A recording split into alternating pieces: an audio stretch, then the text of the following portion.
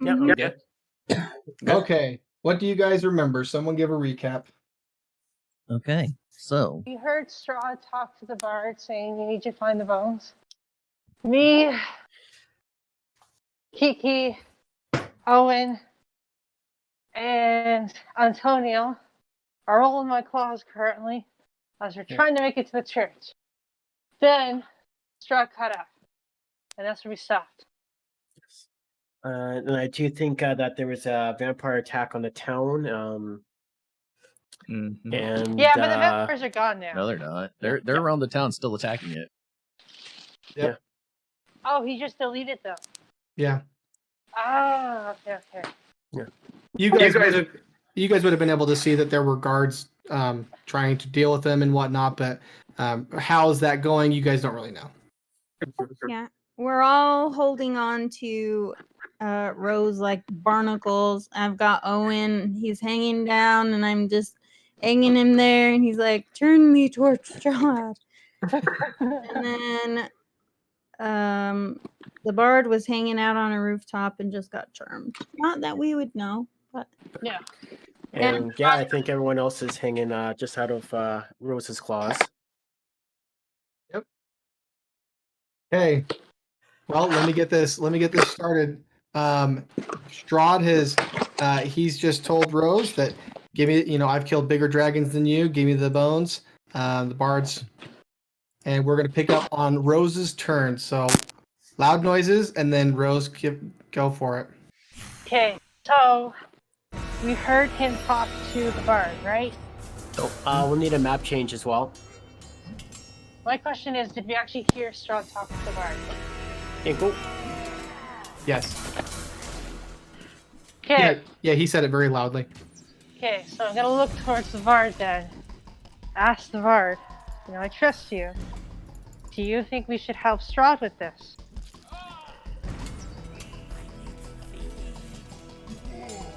I believe you should give him what he wants, unless you want to die.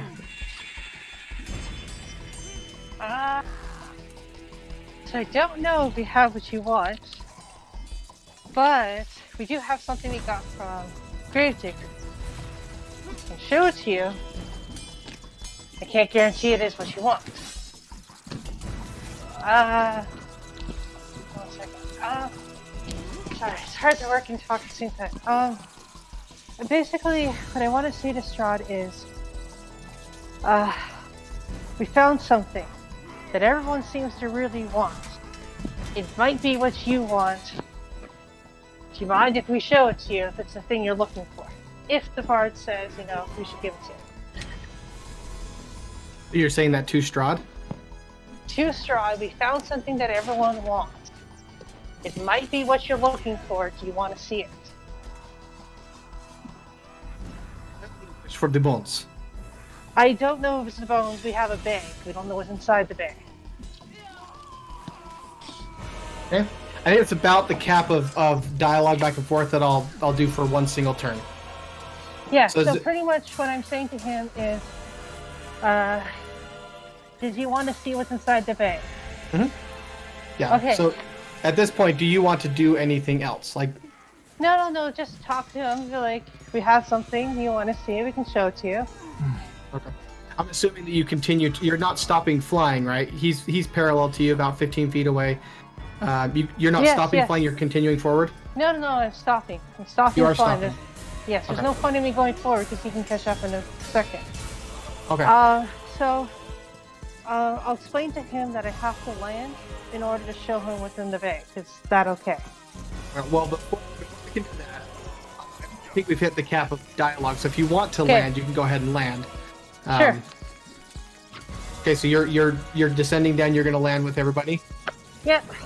I don't want to crush anyone, so yeah, I'll land on the house. Okay. Okay, so Antonio, you guys are. It's over a house. You say you're dropping them off on top of a roof. Yeah, because I don't want to crush anyone. That'd be just terrible. Okay. So she's trying to get you guys off on this roof. What are you doing, Antonio? Kind of assuming that if I'm close enough to being able to stand on my own, I am going to get out my short sword now that I can actually see it. Hmm? And then just ready that. Just in case there is anything is going to go down, and kind of watch and survey the surroundings as closely as possible. So you're just readying in action just in case he does something aggressive and goes to attack you guys. Yes. Okay. Owen, what are you doing?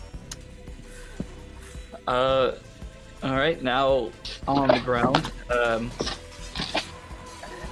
Owen's still gonna have his shield kind of raised, and he's gonna kind of hold the bag, kind of behind him, kind of putting him between the shield and the bag, and then kind of keeping that shield up and just eyeing Strahd.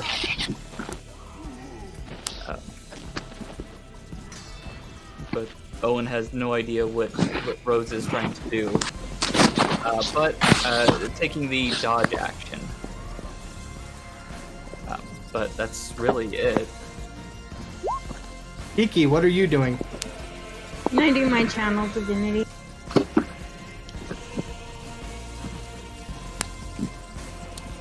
Turn this down a bit.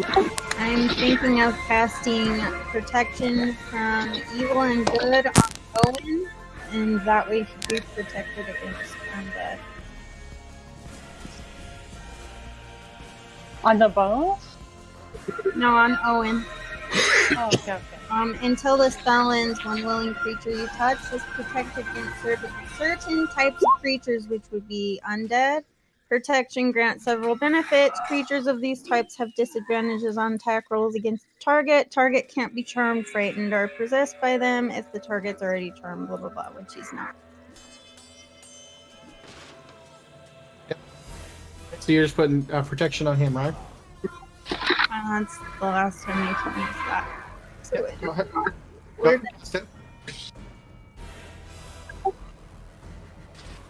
And while you're pushing that button, the bard, what are you doing? How do I alter my plan now that she said they have a bag they're giving them? So we don't know what's inside the bag. We have no idea.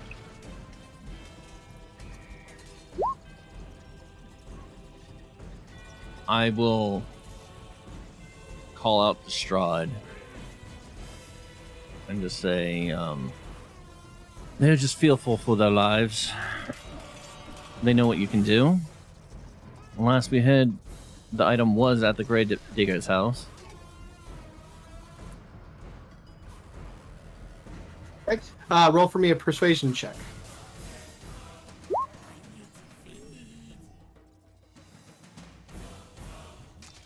So with that roll, is there anything else with that roll? He's going to just kind of look at you. He doesn't really say anything actually. He's just looking at you, very straight faced, and he's like looking between you and the party. He's not really responding. There's not a whole lot to read from him. I only ask that since they are trying to cooperate, you leave them be.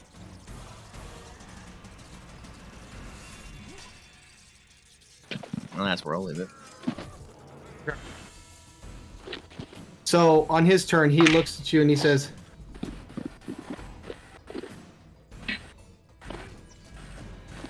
I see you like games. I have one of my own. Bring the bones to me at the church within the next 20 minutes, or I will kill everyone inside. And then you see him just poof. He vanishes right before your eyes. He wants to take it to the church? But isn't that where he doesn't... I'm really confused now. Is he trying to protect the people? You don't know what he's trying to. I mean, you guess. Your guess. He said he wants to kill everyone inside, so I don't think so. Is he one of those misunderstood vampires? Well, the only thing I could think of from out of character is, maybe killing like the most religious people in the possible would be the ultimate form of evil. Well, that really wouldn't be the ultimate form of evil. The ultimate form of evil would be killing innocents, not religious people. Yes, but But if still, you it'll be up there. if you kill, let's say, Father Lucian, who's going to put the bones back and prevent it from him coming back to town. Just as a reminder, you are still charmed, Bard. Oh yeah, no, yeah. Isn't somebody Okay. at that So, church? I start flying over to Owen. so you want to come with us to the church, the bard? Well, I do need to get him those bones. Well, let's first find out if we even have the bones. I looked to Owen. Owen, maybe you should open that bag and see what's actually inside of it. I'm afraid to know. Yeah, Owen will kind of bring it so that everyone can see, kind of let everybody crowd around, and we'll undo any knot or anything tied onto it and kind of open it. Yeah, so you open it up. You are feeling things inside, and as you open it up all the way, you look in there, and it's just a bunch of sticks. Oh my god. Oh shit. I'm going to telepathically say something in everybody's mind except for the bards. And I'm going to But say... you don't know the bard is charmed. You do. I'm going to say in your minds, you guys, Irina's at the church. Yeah, but we have to find the bones first. Strahd is going to the church if he finds her. Does the bard see that it's not the bones? Were you doing it stealthily, Owen, or were you? Because you had it behind your. I don't know if you were just like peeking for yourself, or were you doing it openly? I mean, I did say that I opened it kind of with letting everybody crowd around. Then yes. Then the bard would immediately take off and head back to the gravedigger's house. Okay.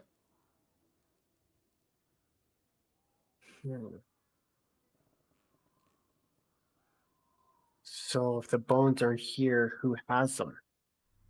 And where are they? Good question.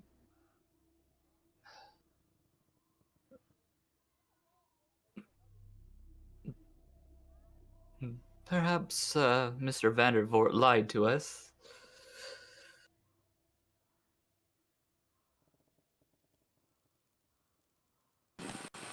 Can you guys hear me?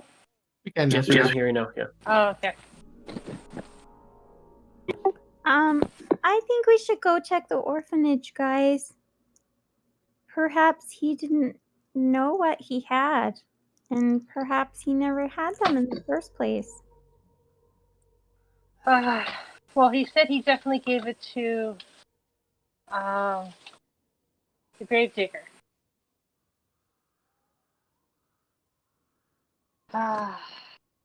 He did say, just as a reminder, he did say, "Bring me the bones in the next 20 minutes, or everyone dies." I'm Yes. like, we don't have time to search all of Valaki for these bones. The only option is to go back to the gravedigger. You have to assume that the kid was telling the truth. But if the kid wasn't telling the truth, then there's 2 locations to search in 20 minutes. Well, 3 locations. We don't even know if the bones actually left the church.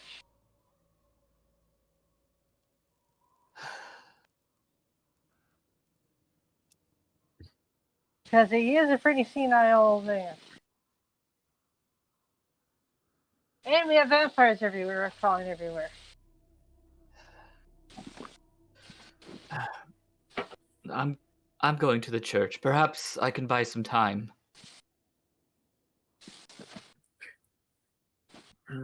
So then, shall we go back to the gravekeeper's place and search there and hope they're there? Yeah, I guess the bard can take a look in the church, see if they're there. And I guess we'll have to go to the gravedigger and see if it's somewhere else.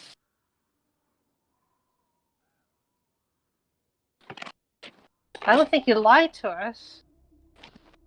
It just, we could have grabbed the wrong thing. Or the vampire who took it initially switched it. Wait, no. The paladin watched the vampire the entire time.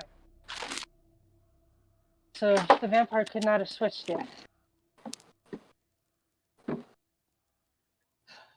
At this point, I would start searching for either the gravedigger or if I couldn't find him, just start ransacking the place. So as you are in the, you arrive and you go in to the front door or whatever. Go in. Can't I just tear the roof off my teeth? No, I'm talking to the bard. I left while you guys were all still talking. Yeah, you guys are all still essentially where you're at. Who's going to the church? Owen. Owen is. So Owen's off. The rest of you are just sitting there. But the bard is actually at the coffin makers. And so sorry. I'm gonna run to the coffin makers then, realizing that if the bard's there by himself. I'm sure we can trust him. The only instructions that we are aware of is just you gotta find the bones. Yeah. Okay, so let me pause right there. Let me handle the bard real quick. Okay. So the bard, you get in, you go inside, you're taking a look around, you get to the, you're kind of looking at the basement, and in the basement, or not, excuse me, not the basement, the main floor. As you're looking at the main floor, the coffin, there's a coffin in the corner that's actually been broken open, and you can see a bloody limb just hanging out from the side. I'm not going to get any information from him, and so then I'll just try to start ransacking any of the place, looking for anything. Give me a perception check, and then I'll cut over to the team while you're searching. I'll let you know what you find. Okay, so everyone else, Owen, you're still advancing. Rose, Kiki, Antonio, what are you guys doing? Or, Kiki, you said you're running, right? Yeah, realizing the bard was charmed, she's gonna know if he finds his bones, he's gonna try to get them straight to Strahd, so she's gonna run and try to see if she could catch him. I will maybe follow Kiki and give her any support that is needed. And Rose, what do you want to do? I'm not touching the ground. I'm gonna follow them. I'm gonna be extremely wary, and I am not gonna touch the ground because I'm terrified of vampires.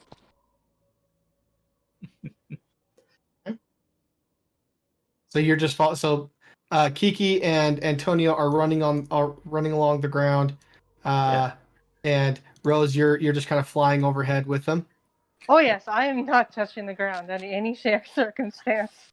Okay, so it's gonna take you guys about a minute or so to get there. So the bard, I'll cut back to you while these guys are running towards you. Mm-hmm. When you search around, I mean, you see essentially what you heard but didn't see before.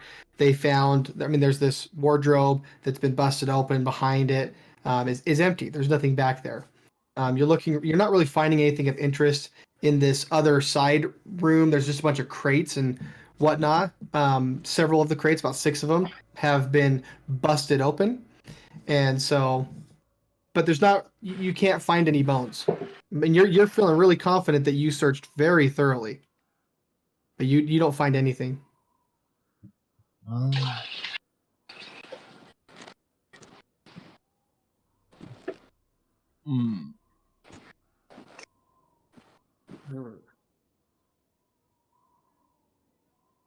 Then logic. How long between, once I got my loot back and here has it been? Do we arrive yet? No. Waiting to see what the bard wants to do with his information. Seeing as I'm not finding them, the logical thing would be to backtrack to who had it last. Right now, so I'll start heading toward the orphanage.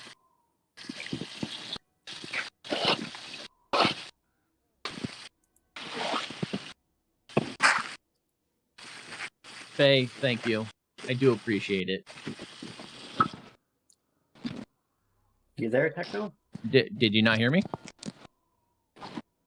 I think we Hello? did. We lose Techno? Hello? Yeah. No, we do. Okay, There we no, go. so I said, given I can't find it anywhere, I would then probably backtrack to the last place I knew it was, so I'd head to the orphanage. How long has it been since the whole Oh Strahd man, bit? so you guys would probably get about. You guys would probably get about there, and you would see the bard like take off and start flying to the north. But you guys are not yet. Like you guys are just out like this. Essentially, you're out in this field area, right? But you can see the bard flying to the north. Do we see him carrying anything?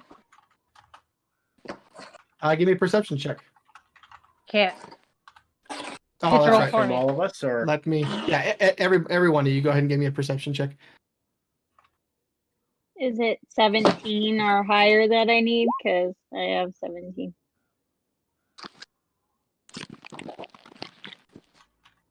It's going to be an active roll, so just go ahead and give me the roll because you're specifically looking.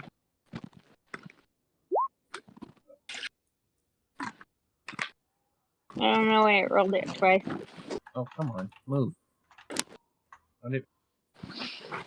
my passive is higher.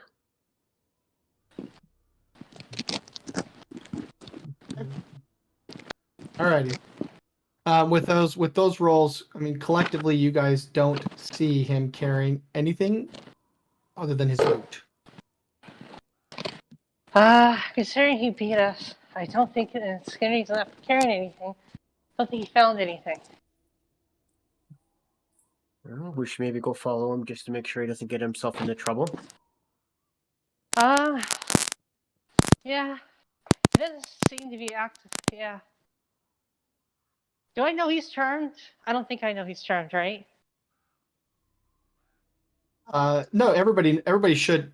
It's. Let me put it this way: it's reasonable to assume he's charmed. You heard Strahd very loudly and clearly demand and instruct that the bard help him recover the bones. So, and you guys know enough about Strahd to know that he can charm and whatnot. So it's. You should assume it. It happened with me, so. Yeah. Okay. I guess we'll have to just follow him and assume that he searched the place as best as he could. Okay. We can. So let me cut over to Owen really quick. Owen, this person that you are pursuing to the south, are you calling out to him at all, or are you just trying to chase him and stop him?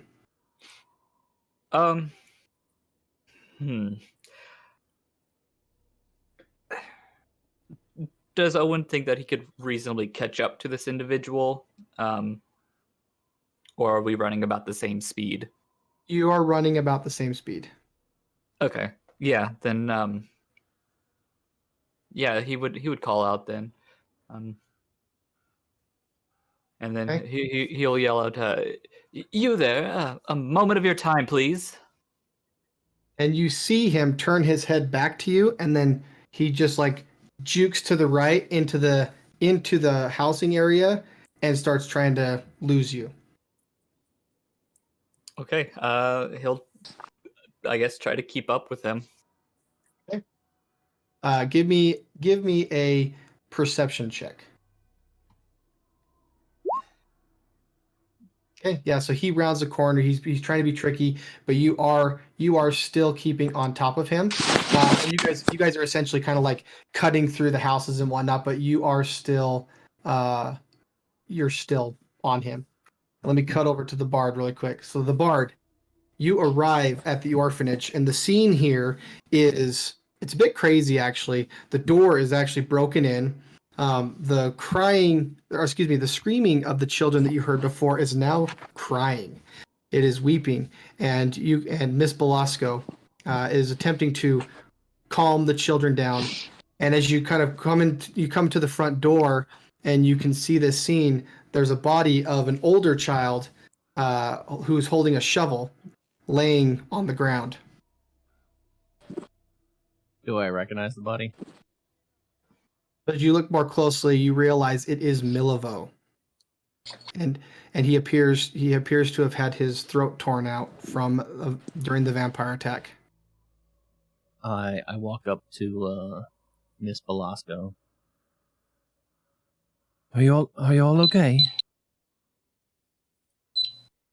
She's absolutely beside herself. And she's like, Milivo, he protected the children.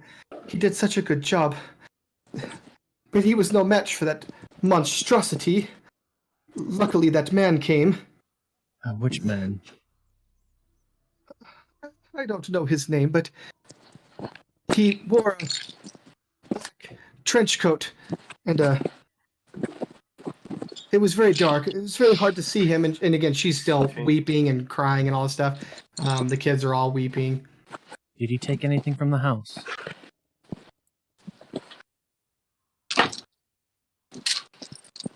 I know of. It was just here trying to kill the children. Milivo, he did his very best to save the children. He held the monster off long enough, just long enough for that man to arrive and save us. But and one of the other kids, one of the other kids, approaches you, or excuse me, approaches Miss Belasco and says, "I wonder what his last question was." Is he speaking to Milivo? And the child says to you, he says, "No, Milivo had a question. He said, just before he died, he said, what? Like he had a question." And Miss Belasco kind of chimes in. She's like, now, children, there are many reasons that he could have said that phrase. It could have just been air escaping from his lungs." Milivo took something very important and supposedly gave it to the coffin maker. But he didn't have it. If Milivo was to hide something here, where would he put it? It would be in his room for sure. And about this time, Rose, Antonio, and Kiki, you guys all catch up to the bard.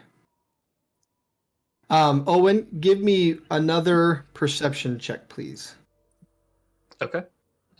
Perception. Hey, yeah, you're still keeping on this person who is wearing a turban. Is like those they're trying to cut through. I mean, they're doing some pretty tricky moves, but you are still hot on the trail. You are keeping track of them. Okay. And Owen would like to try calling out again. And he'll say, "If you're an enemy of the devil, please stop. I have some words for you."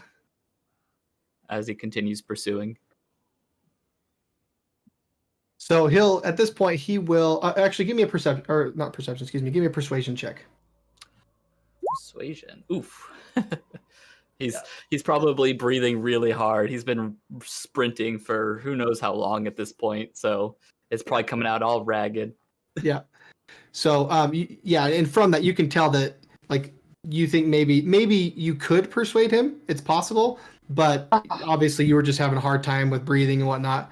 So you're still in pursuit, and I'll cut back to the bard and those guys. So Rose, Antonio, and Kiki, especially, what are the three of you doing when you arrive and Bard is on the scene talking to Miss Belasco? You see Milivo, all this stuff. Would we have heard what the child said? You would have heard the very last part of that conversation where the bard, essentially you would have been walking up right before where the bard said, if he had anything, where would he have put it? Okay. Oh dear, what happened here? And they'll quickly give you the same story, about Miss Belasco. We'll talk about the heroic. He just kept yelling, "They're not here! They're not here!" He was so devoted to protecting the children. and she'll give you that same story. Okay. And to answer your question, the bard, she will say, but to answer your question, I mean, it's an orphanage. There isn't much place for children to hide things, but Milivo did have his own room, so perhaps something was in there. And I will nod to her and just start walking towards them. I have a question. The two girls in the back, were they digging? I honestly can't remember what they were doing. You didn't. So what you guys saw them doing is they were just talking by a well. Is what that's. That's what I'm you saw gonna them go do. check the well, see if there's anything in it. Okay. I'm gonna literally dig it out while looking around me very nervously. And Antonio and Kiki, what are you guys doing? I am Second. gonna go help. If the bard is gonna go search Milivo's room, I'm gonna go help him and get to Two Eyes searching. Searching. And Kiki, Same. same thing. Okay. So Rose, you're in the back. You're digging up right now, and so while you're doing that, I'll cut to the bard, Antonio and Kiki. So you three, you get into this room. You're searching around. Give me a perception check.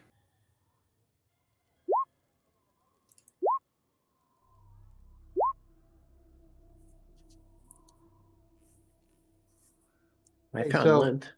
Move aside, girl. Yeah, so Antonio, you don't really find anything of interest. Neither do you, the bard. But Kiki, the only thing that jumps out to you is there is a book that you don't remember seeing the last time you were here, but it's a book and it's titled "Not Everyone is Brave." I'm gonna discreetly pick it up, kind of not pointing toward the other two. See what it says. Are you trying to conceal it from them so they can't see you? Yeah. Okay, so then give me a sleight of hand check, please. And I am going to use passive perceptions just because you guys are distracted searching the room. Well, it doesn't matter. So as you go to pull off the book and you're trying to be sneaky about it, you're looking over to your left and you like hit some papers and they, so everyone can hear and see you like holding this book in your hand. What'd you find there? Just a book. It was sitting right here. It says, "Not everyone's a hero." I love books. Books are my favorite. It says not everyone's brave, unless you were trying to lie to Yeah, him. that. Yeah. Well, that. I walk out to Miss Velasco. Mhm. Do you know where Milivo would have gotten that book? Not everyone is brave. Yes, it was often that the children, under my direction, would acquire books from Lady Fiona Wokta, and they would read them to educate their minds, to help overcome some of the challenges here in Valaki. Where does Miss Walker live? She lives on the northern side of town. Thank you. And I leave and start trying to find her house. Okay. So I'm gonna pause. I'm gonna kind of pause Yep. time right there and get Rose caught up. So Rose, as you're kind of digging, it doesn't take you very long with your big old massive dragon claws, just digging down. You're digging around the well, correct? Yeah. Okay. So as you're digging around the well, you're not finding anything of interest. Like it's not no, there's nothing. There's no signs of anything. I guess I will. I'm gonna take a look around. So I'm very on edge, considering what has happened to me. Okay. Take a look around. Then I'm going to look in the windows and see if I can find Kiki while still looking around for any vampires that might appear. So as you're kind of looking around and whatnot, you notice there's a couple girls. In fact, you think it might be the same girls that are on the second floor. They're kind of sitting behind a window. They seem intimidated by you, right? They don't, Babies. there's a dragon in their backyard, but they're also extraordinarily curious. And I mean, Rose, you're as a dragon, you are absolutely gorgeous. Like you have an amazing dragon physique, and and you're gold and shiny and everything. So they're just like there's trepidation and intrigue all at once. So they're just kind of peeking out at you. What do you do? The window open or closed? Right now it's closed. I'm gonna open it gently. I don't want to scare them too much. We're trying to find the bones that I can't remember his name right now. What was the kid's name? Elivo? Sorry. Yes. Do you know of any places that he may have visited or might go to? We went to the grave and it wasn't there. Do you know any of the places where he might go to bring an item that he values? So as you're talking to them, they it seems like you're speaking gently enough and whatnot that their trepidation is overcome with their intrigue and whatnot, and they say to you, "I don't know anything about bones, but I mean there was a box that he had, but," and they kind of Where look would this down. box be? It's very, very important. Everyone's lives are at stake. Please trust me when I tell you this. I'm nervously looking around. Well, There's- he came and took it. Who did? Ernst Larnack. Is Burns Lurdak. He works for Lady Wachter. Where does Lady Walker live? She's on the north side of town. Could one of you come with me and give me directions directly to her house? You can ride on my head. They both just kind of like they're like shaking their heads. They're way too terrified with the vampire attack and whatnot that just happened. And Can you find someone who's brave enough to come with me? It is of most important that I find this lady directly, please. Everyone's life is at stake. Miss Velasco is downstairs. She knows. Please go get her. It is most important. Okay. And so then they go Thank you. downstairs. So I would say about the time that the girls are coming downstairs is the time that the bard is taking off, right, and leaving. But I'm going to pause there and I'm going to switch back to Owen. So Owen, you're still on the tail of this guy. The some of these houses in this area are a little bit bigger. It's harder for him to cut, so you don't need to keep track of him. So you don't need to do another perception check. But give me another persuasion to try and get him to stop. Okay. Persuasion. Oh, there's lots of cops out today. I can't be speeding. So with that, Oh my god, it's a massive accident. he suddenly stops. This man stops and he. Yes?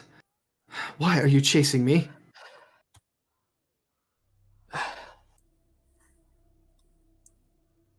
Let's see. I'm sorry, my friend, but there's a lot of chaos going about, and you stood out to me. And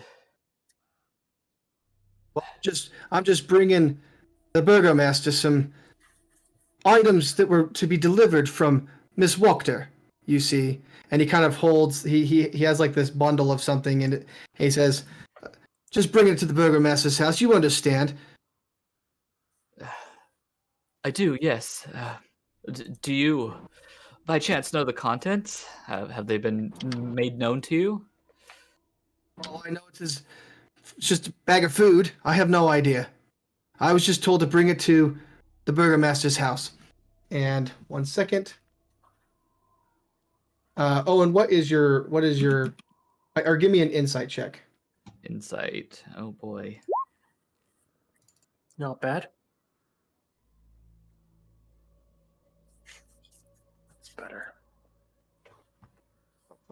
go. Not bad with a 16 or with a +1 modifier. Not bad at all. Hey, you can tell that. I mean, he knows more. Like, he's not being truthful. Okay. Yeah, with that, Owen gets a little bit more stern and says, "This is no time for deception, friend. You see, some very important bones have been stolen, and we're very madly searching for them. If you have them in your possession, it's in your best interest to turn them over now. You see, the devil Strahd, he's here. And if you have no allegiance to him, I think it's best you hand that over so I could investigate. If it is food, as you say, you're free to go." You want to intimidate him, yes? Intimidate, persuade. He's just being very stern. I mean, Whichever one's better for you, go ahead and roll that one. let's see. Intimidation is just a little better. Ah. Well, it's fine. I'm gonna give you advantage on that one because of the fact, like, it is pretty chaotic out here. It's pretty intimidating situation, and so he's going to look. Lady Walker would have my head if I gave you these contents. I have instructions, you see, and I won't have her cutting my head off just because you threatened to as well. So, how's about we make an arrangement? I'm listening. I'll give you these contents. If you don't tell Lady Walker, and you'll owe me one.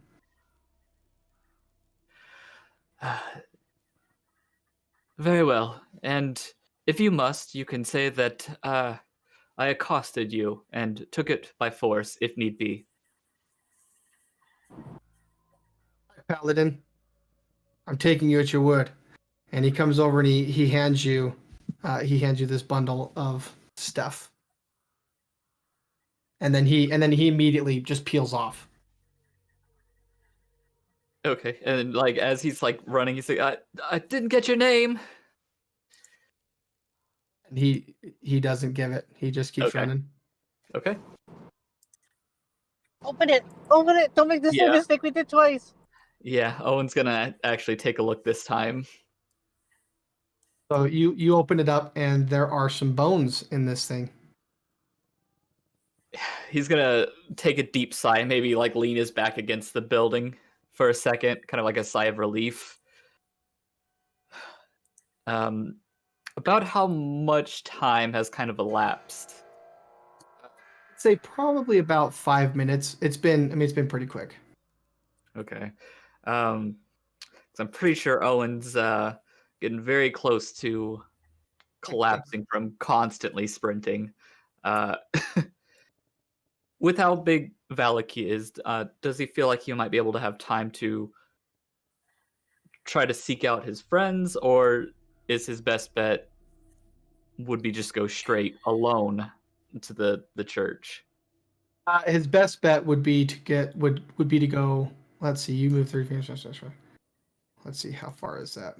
Yeah, because he's wearing full chainmail. And he's been, I think, how many rounds? That was like probably like it's like 10 or 3 15 rounds. 10 or 15 rounds of straight dashing. So he's probably Exhaustion is starting to set in.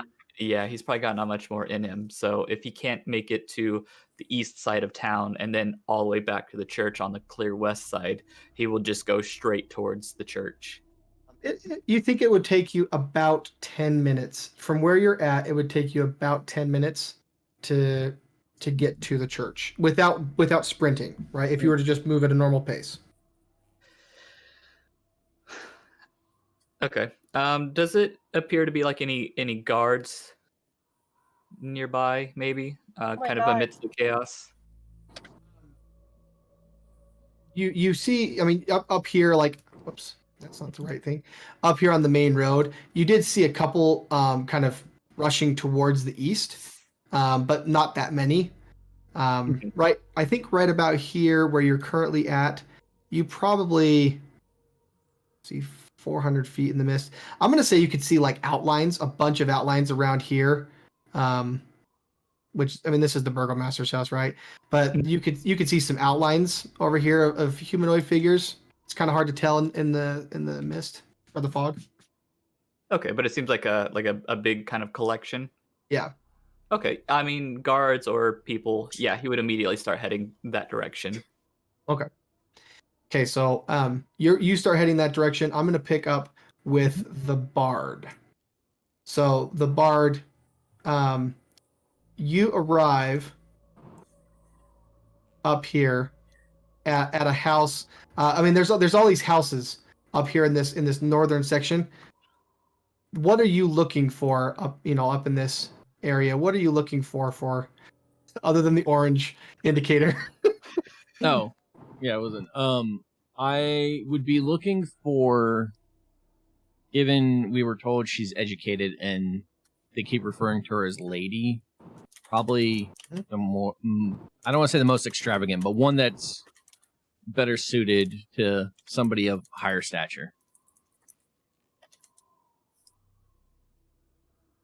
So it is really like you're sitting here, you're going to be looking for a little bit. Give me a perception check.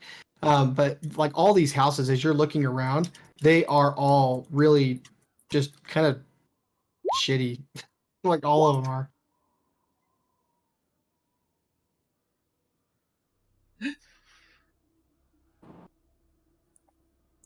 Oh, there it is. Sorry, I didn't see your perception. Okay. Yeah, you think you think that you like just kind of looking in the windows and whatnot as you're kind of carefully flying through and whatnot. This house does appear to be like it just seems like maybe there's servants or something. The other houses, people are kind of sullen and more straight faced or cowering in fear. You see both, but in this house, there's like a servant cooking in the kitchen and things like that. So you think maybe this is the one. So I land at the door and I just start knocking, calling out. Need to speak to the lady of the house? So a few moments go by and someone finally slides open the little slat on the door and is like, "Yes, who goes there?" It's a matter of grave importance. If you want this town to survive, I suggest you bring me the lady. I have words for her. We'll see if she will have you. And then he closes the slat. And while you're waiting, I'm going to cut over to Antonio, Kiki, and Rose. So you three, what are you guys doing at this point? We left off with the kids going downstairs to ask Miss Belasco.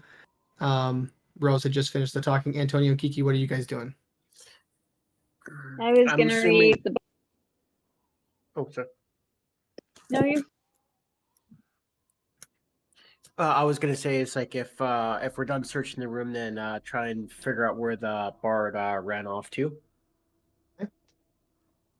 So Kiki, what you read as you're kind of thumbing through the book really quick, you're just skimming it, but it appears to be a book that talks about how not everyone is bravery comes in different forms, and not everybody is expected to stand up against the most powerful evils. You just stand up to what you can, and you do your best. And it's talking about like coming to grips with that within yourself and how to overcome cowardice, that kind of thing is what this book is about.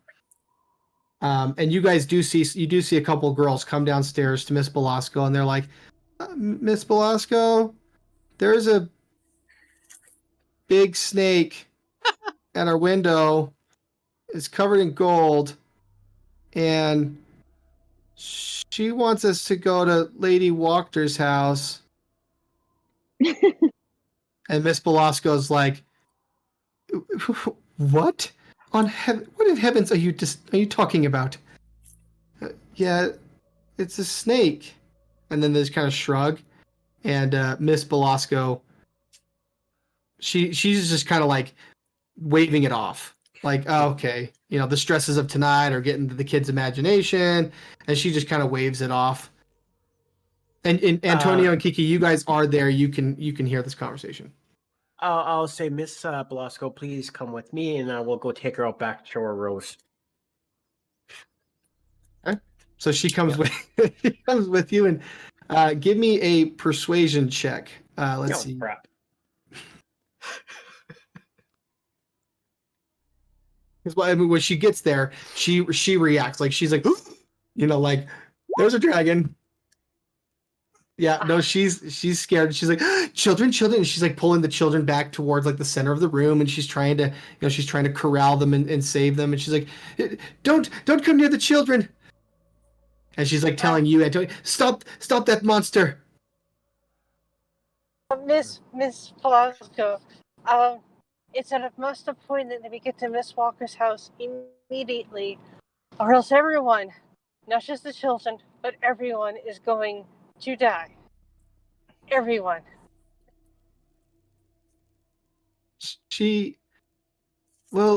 And she's kind of sitting there thinking, and she goes,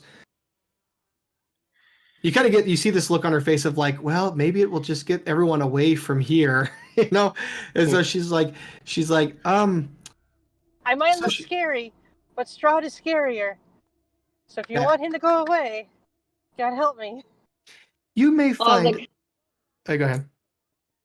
I was gonna say, everybody's probably gonna be like, she said the S word. Yeah, right now they're not even thinking about that.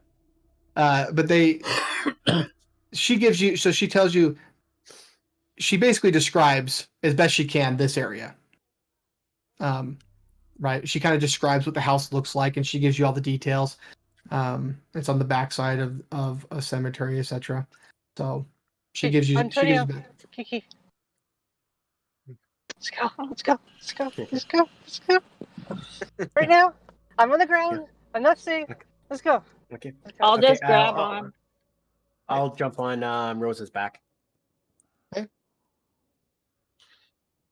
All right.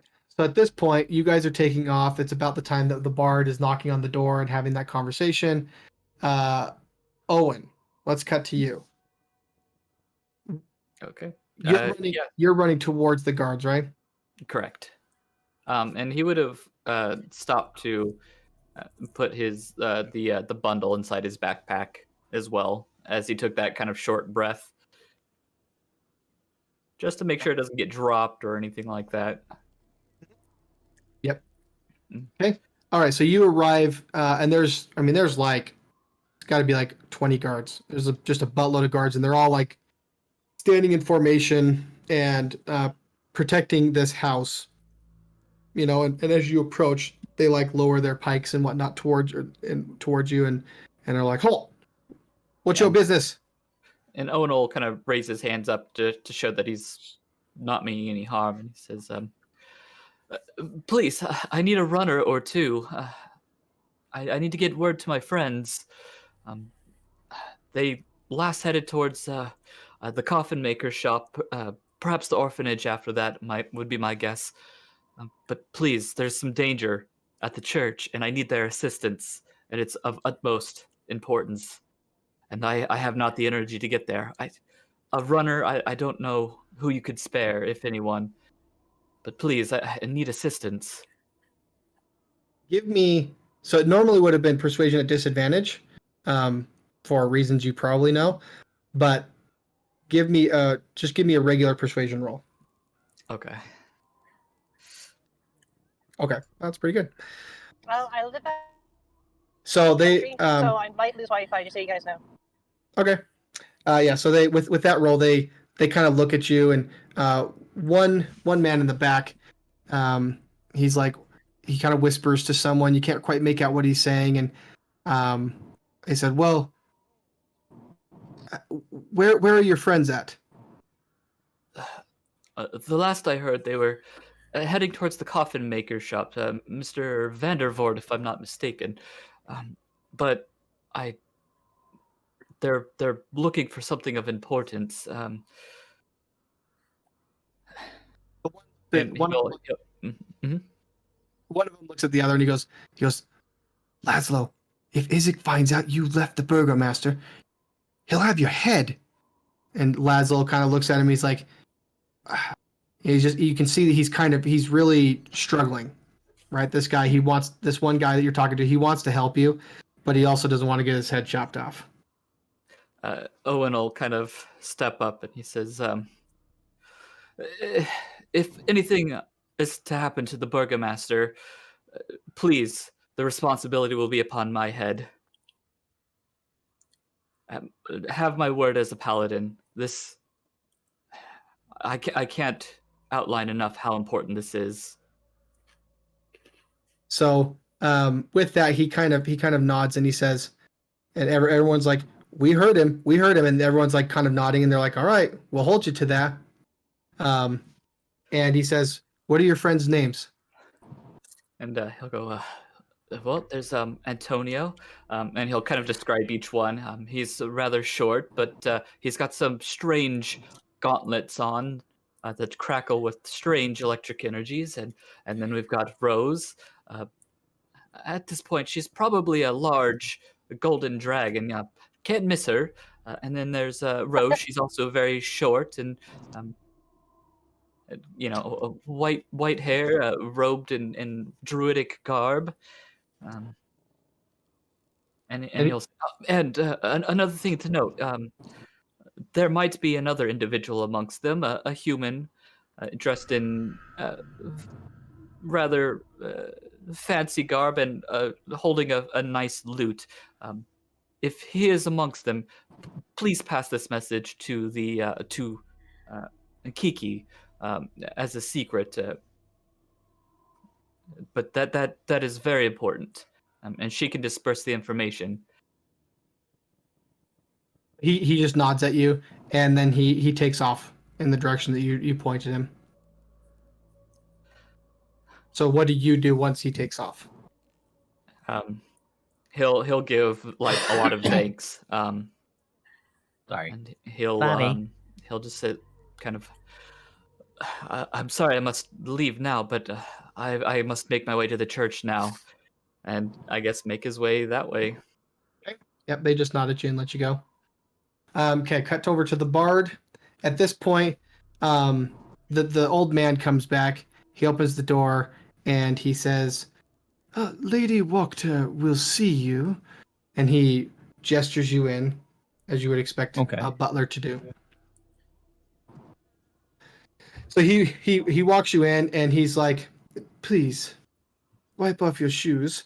And like the outside of the house is really just shitty, but the inside is actually really nice.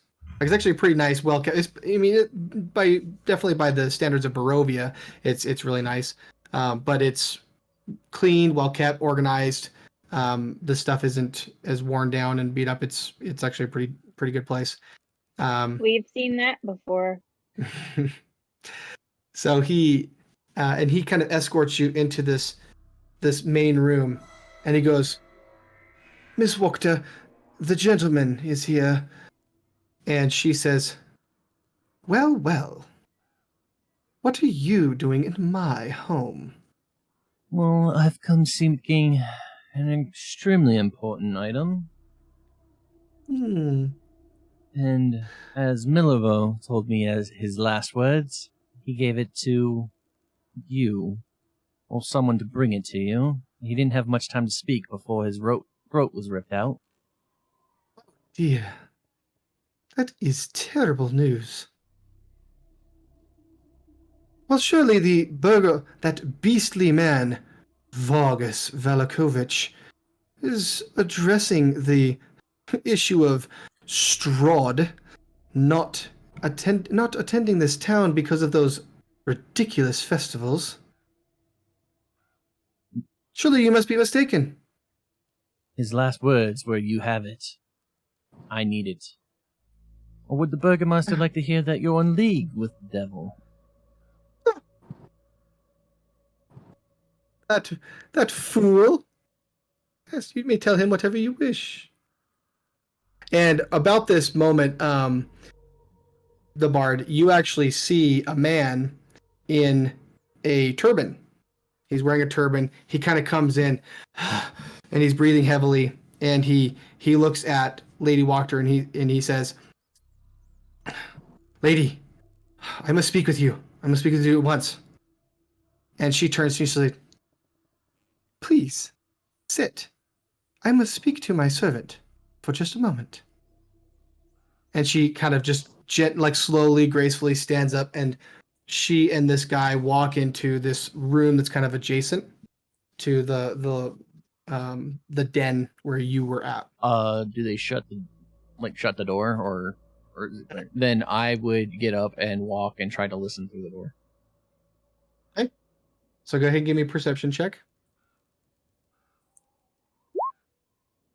What is up with my low rolls?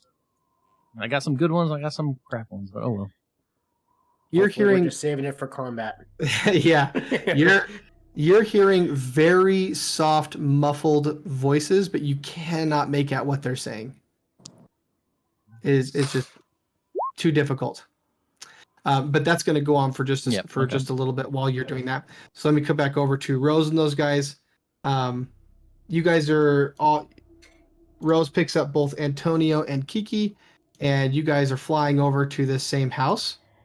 When you guys were about here and you were flying towards the house, you saw the man wearing a turban arrive at the house that you're heading towards, and he just like bursts into the house essentially. Okay. So now you guys arrive. The door has been closed. This guy with the turban has gone into the house. What are you guys doing? Let's open the door. Okay, so your hands are full, right? Are you putting Antonio and Kiki down, or? Oh yes. First, them down first. Then let's open the door. We don't have time. There are vampires everywhere. Okay. Alrighty. Yeah, I mean that's not going to actually be a problem for you to break open that door. So you break open the door, and the bard. I just want to say something outside of the game. Okay. My character is very on edge. So very on edge. She did die 2 times. So if you describe my character, you have to describe it as her as terrified. Absolutely, positively terrified. Like very twitchy, always looking around, terrified. Yeah, fair enough. So the bard, as you're listening to the door, it's pretty early on in the conversation, like almost right after you put your ear up to the door, you hear this, kind of come from the front door area as the dragon starts breaking through that first door. Not knowing what it is, I draw my bow and start walking to the door. Okay. Antonio, Kiki, what are you guys doing?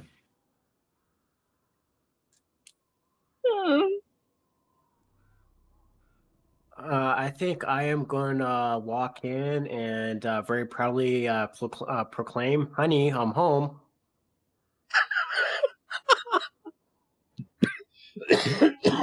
So when you walk in there, you see off to the. You see the bard. He's like got his bow drawn, arrow knocked, pointing in your guys' direction. You over to the right, you see in the kitchen there's some servants that are like kind of pushing up against the cupboards. They're absolutely terrified.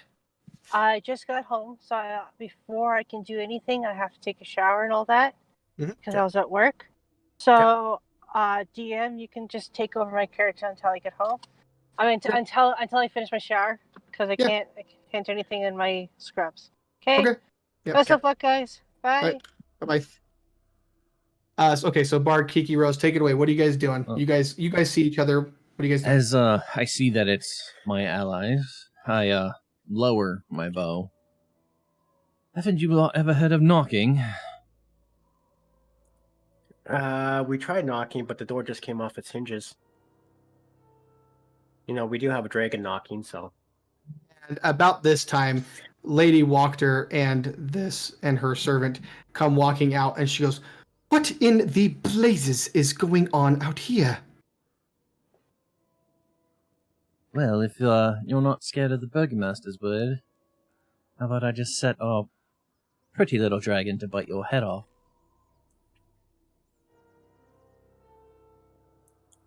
Now. and she kind of looks. She's like, "There are no dragons around here." And she kind of peeks around the corner and then sees Rose.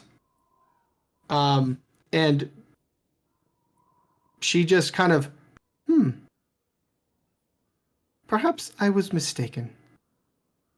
I would say so. Well, what was it you were looking for? Some bones, you say?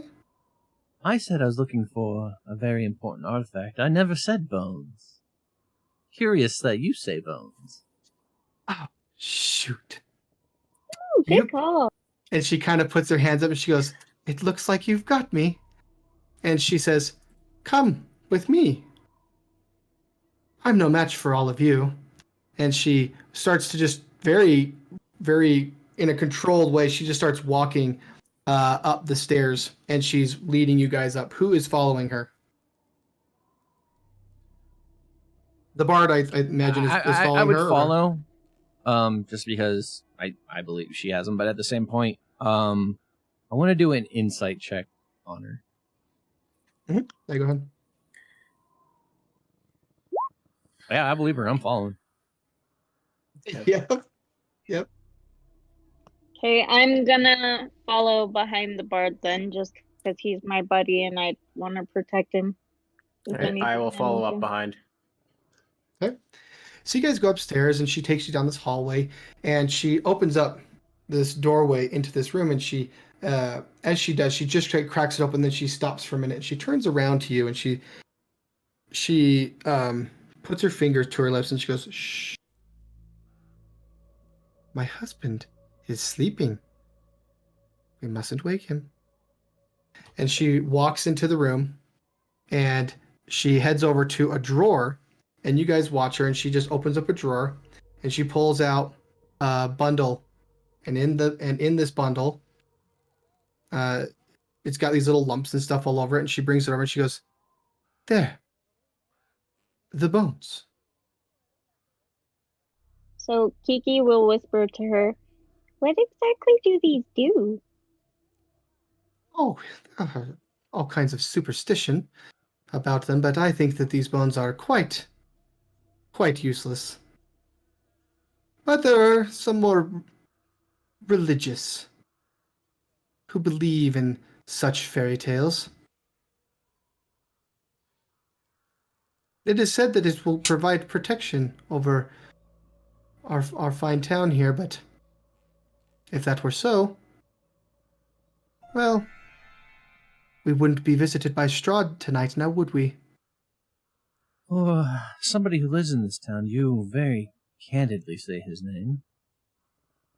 Strahd? Oh, yes. That is a negligent landlord at best. He is not to be feared. He should simply be respected.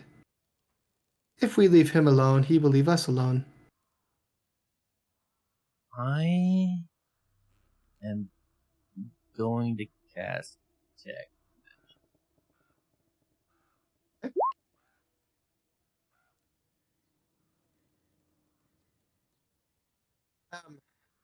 You detect magic, not well, let me double check on her, but you detect all the magic that's coming from your Yeah. friends and whatnot. You do detect magic in the other room. There's a room that you're staying next to. Trying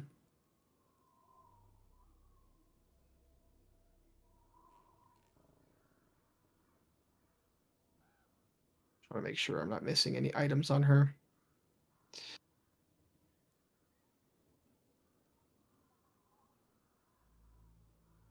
You do not detect any magic from her. I will say that you probably actually do detect magic from from her husband laying on the bed.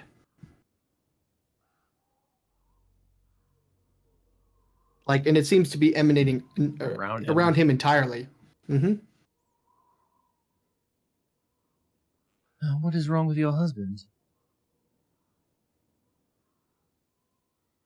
Oh, it is as I said. He is sleeping.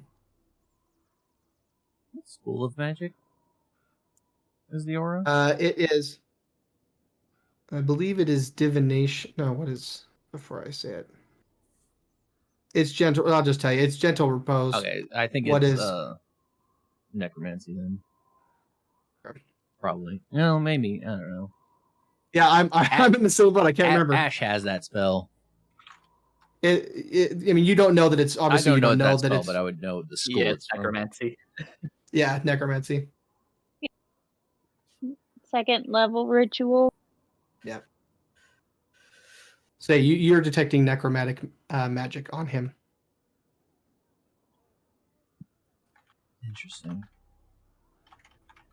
Am I getting a sense of anything from the bag of bones, or what I believe is the bones? No. Did you want to look at the bones? Yeah, I'll say if you wouldn't mind if you could hand those over real quick, So she'll hand them to you. and I will open the bag in front of her. Yep, and there's some bones. And I tell where the bones came from, like if they're human or humanoid, or like is it a bag of chicken bones? Yeah. Give me an probably investigation for Okay. that. Can I assist him in it? Yeah, that's fine. Okay. Okay. Oh, assisting advantage. So yeah, they do look humanoid. Okay. Certainly, there's nothing monstrous about them or abnormal. Okay. This could have gone a lot quicker if you would have just been honest to begin with, but we must be going. And I just start walking out the room. Okay. I will just say, thank you for your assistance. Oh, I have something for you. And I'll pull out her book and I'll hand it to her. Oh yes. Did Milivo finish it already?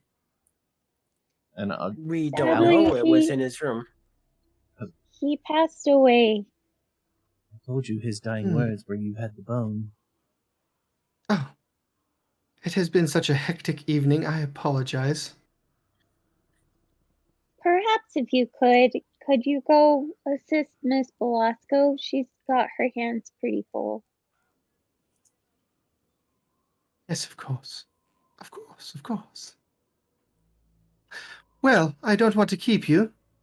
And if that is all you needed, was those dusty old bones. And she kind of just gives you guys a look of like, get the fuck out of my house. And I start walking out. I will follow up behind the bard. Okay, and Kiki, you're going Me with? too. Yep. Okay. So you guys head outside. There's Rose right there. What are you guys doing? Well, if we're all in agreement, we need to get these to Strahd in the church. We must be off.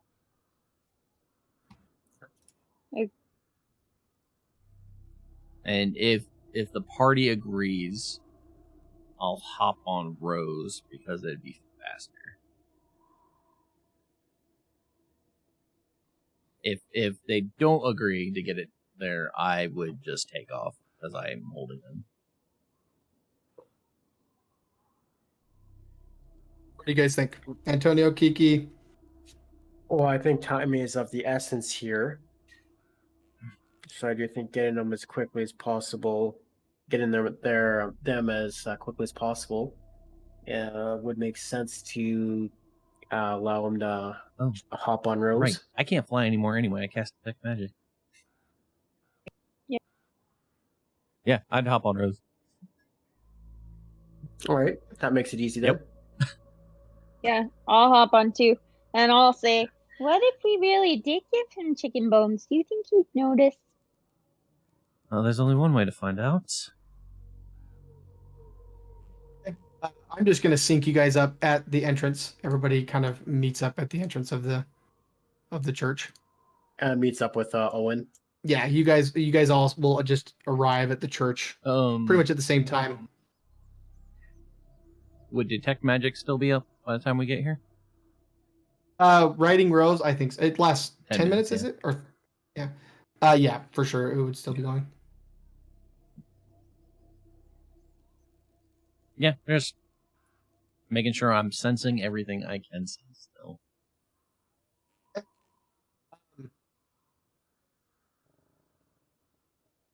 remember. Mm. So I guess we go in and take So our you- chances. Yeah, so you guys all arrive. Bard, you don't sense any new magic or Okay. anything. It is just the same. You know, you're sensing the magic from your Compatriot. friends and whatnot. The door, yeah, exactly. The door to the church is kind of cracked open. You can't see inside, but you hear people fearful, whimpering, that kind of a thing. What do you guys do as you all meet up? I immediately start walking up the Strahd with a pouch. And say, here's a gift from Lady Wachner. And Owen, you see him walking in with a pouch of something. Are you doing anything? He's gonna try to grab the bard's scruff.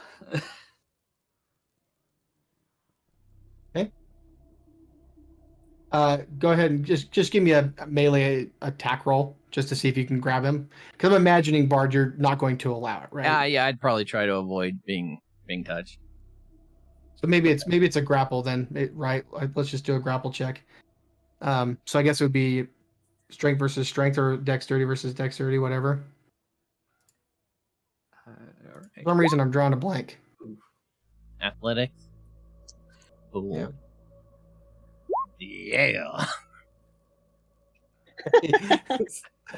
All right, so Owen, you do successfully grab him by the collar on the back of his armaments and whatnot, and you got him held there. What you doing? Let me say, how do you have the bones? I have the bones. And he'll kind of motion to his backpack and for Kiki or Antonio to reach into. Well, unfortunately, Milivo was killed, but his last words were "Wah." So I assumed Lady Wachner, and so we questioned her, and she gave them to us. And I intercepted an odd turban-wearing man who was delivering the bones to the burgomaster, and I took them from him. Maybe the bones were divided up.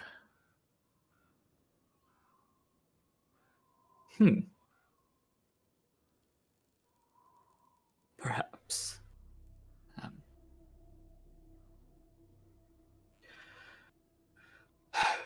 Well, we're not just going to march in there and hand them over. And Given what I look know, it's the only way you will live. Perhaps, but we're not just going to hand them over. Kiki, if you'll please take them from the bard. Can I have those, please? So there is going to be a discussion of giving it to them. If he's not going to hand them to me, I'm asking if you guys are going to talk to Strahd about giving it to him. We might open up a discussion, yes. So in my mind, Strahd's still going to get his objective if they have a deal discussion, so I would hand him over.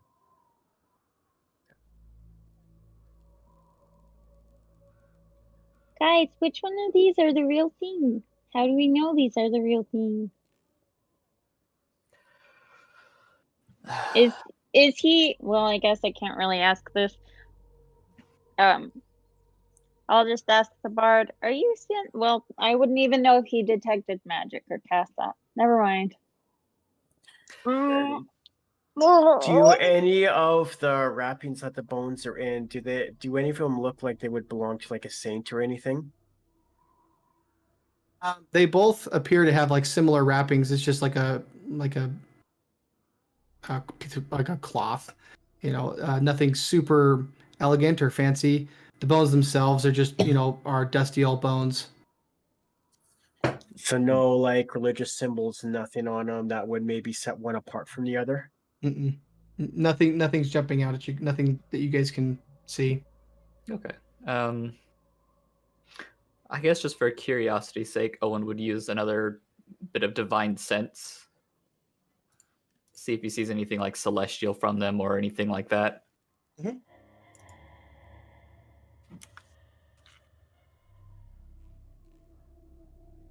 Oh, sorry. Yep, So- let me find it. Yeah, while you're finding that, you will sense that they're both. There is a. Both of them are divine.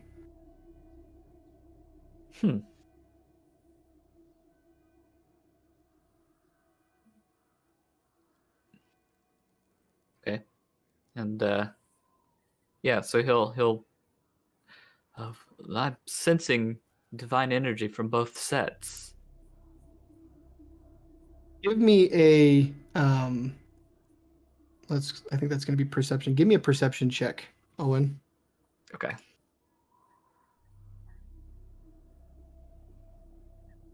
Four sets of hands. Very good. Very good. Okay, so you are sensing that. I mean, both of them are divine.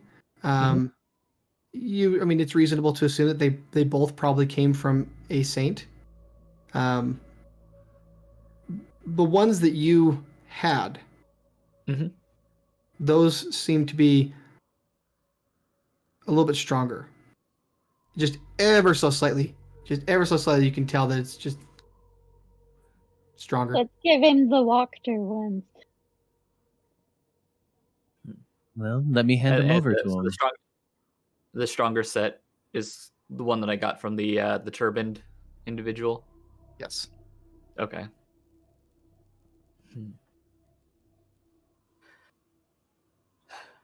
Well, these ones appear to be stronger. Whether maybe only half the bones were moved at one point and then later the other, or have we heard of another saint, perhaps? Not that I can recall. Is it two complete sets, or is it one complete set if you were to look at them from both of them? Well, you can open them up and take a look, right? Yeah. Would that be like an investigation thing? Like, Mhm. can we tell if they're okay? I'll roll an investigation. I'll roll as well. They were taken from me, so I'm not gonna look. Find out how much Owen is still holding you by Yeah, the I scruff know. of your neck.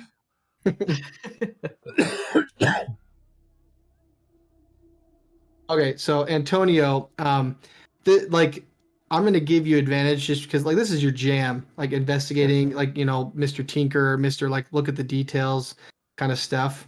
And so as you're looking, neither one is a complete set, but there are duplicates.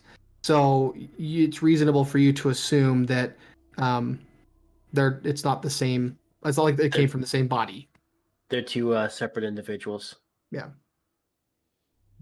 If you could just give me I'll a just I sense. say- will relay that to the party. That it does look like they are from two separate individuals. I will use Ghost Speak then.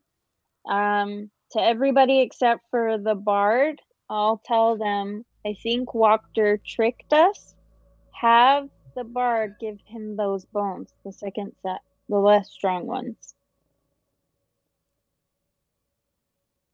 All right. I will I'm assuming that I would know which ones is the weaker set, and I will give them to the bard and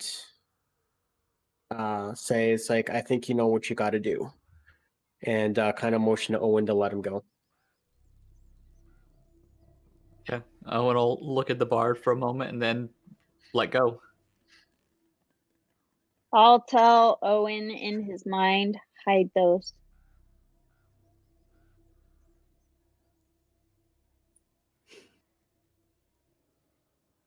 So, about this time, you guys are just standing outside, kind of in the front area. Let me move you to the church so we can position ourselves out here I'm appropriately. gonna ask, how loudly were you all having that discussion about the bones? I didn't hear any stealth checks. Right? Oh. Shit. Well, I was speaking in people's minds, but not other than that. Yeah, and unfortunately, Owen's not much for whispering. So go ahead and put you guys down here. Wherever. Strahd's just in there like, Yeah. Well, no, he's no, just no. standing at the I was door. also more asking, would I be truthful to Strahd?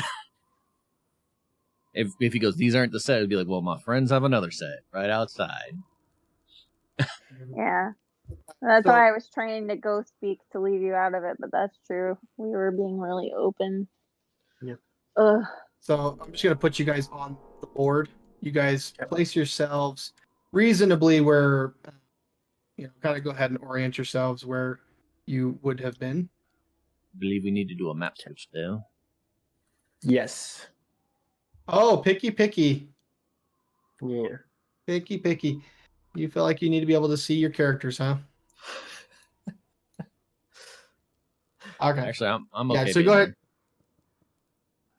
Right there. So I'm imagining that Owen is like somewhere, over Yep. there. And Yeah, right there's Yeah. one. I probably would have been rightish there. like, yeah. Okay. So as you guys turn, yeah, you guessed it. As you guys turn, you just see Strahd standing there, and he's looking at all of you. Hi!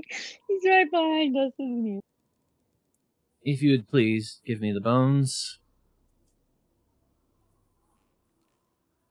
Here you go. Take this back. And I walk over to Strahd and hand him over. A gift from Lady Walkner. And he grabs them, and he's looking at all of you. And real quickly, which bones did you guys give the bard? I gave him the weaker of the two. So Strahd, he looks at this, and he's looking at all of you. Give me a perception check. Actually, sorry, I guess this would probably just be passive. Passive 17. perception. 17. 17. 9. Okay, so Antonio, you don't notice this, but everyone else will. You guys, you almost feel like something's crawling around in your mind. And as Strahd looks at you, you kind of feel that crawling happen, and then it goes away when he looks away from you.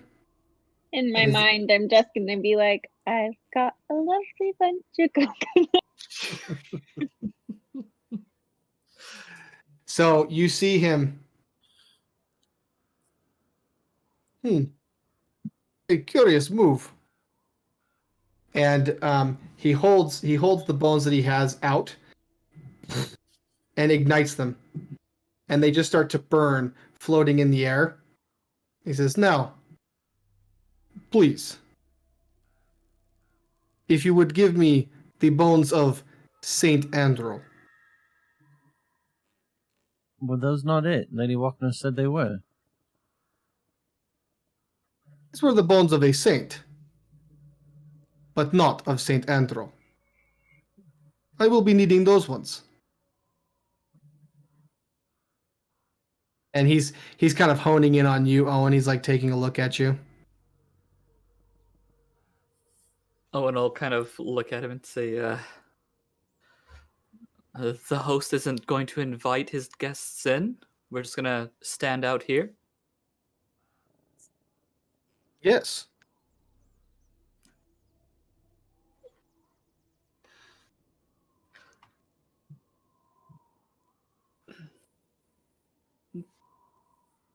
Tell us Oh a my God. little about the bones first. Yeah, we went through all the trouble to retrieve them.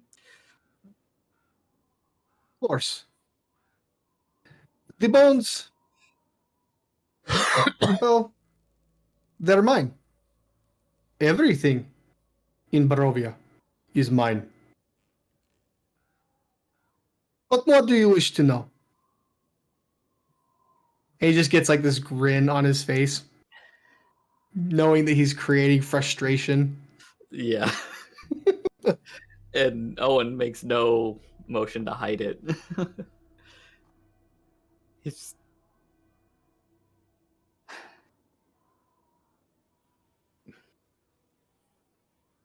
why now? I'm sure these bones have been around for quite a while. Why make a move against them now? I My mean, business. you are the land, are you not? I'm sure you've been here a while, as have these bones. You are educated. You have learned some things about this place. But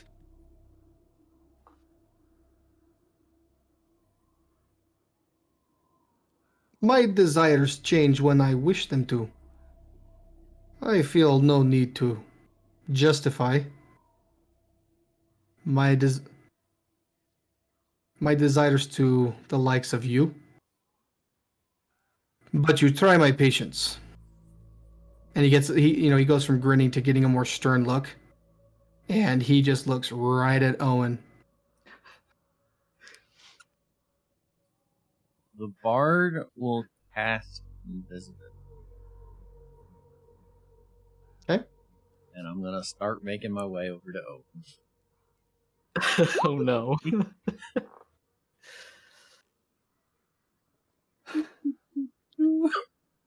I will maybe kind of get Owen's attention and say it's like maybe you should give him what he wants, and we might be a little walk away from this.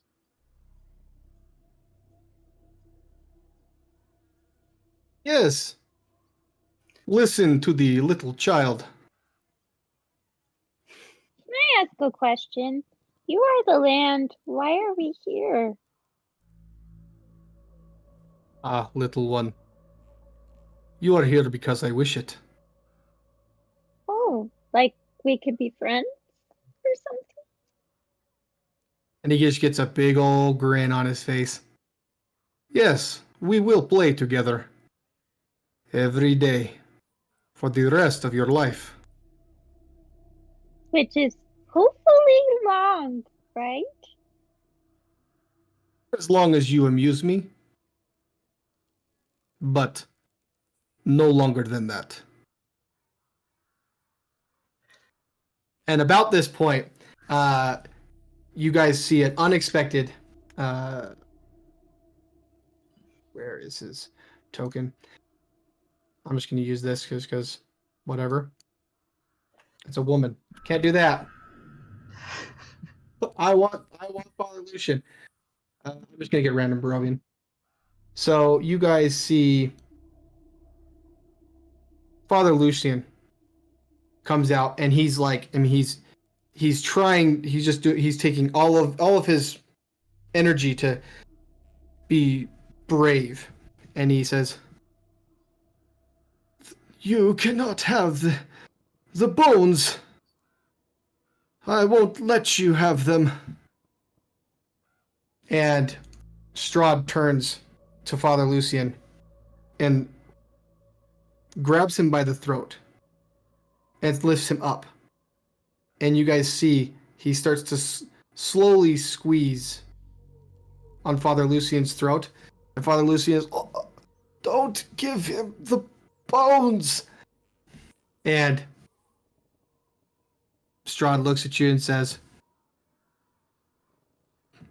"You can give me the bones, or I will take his."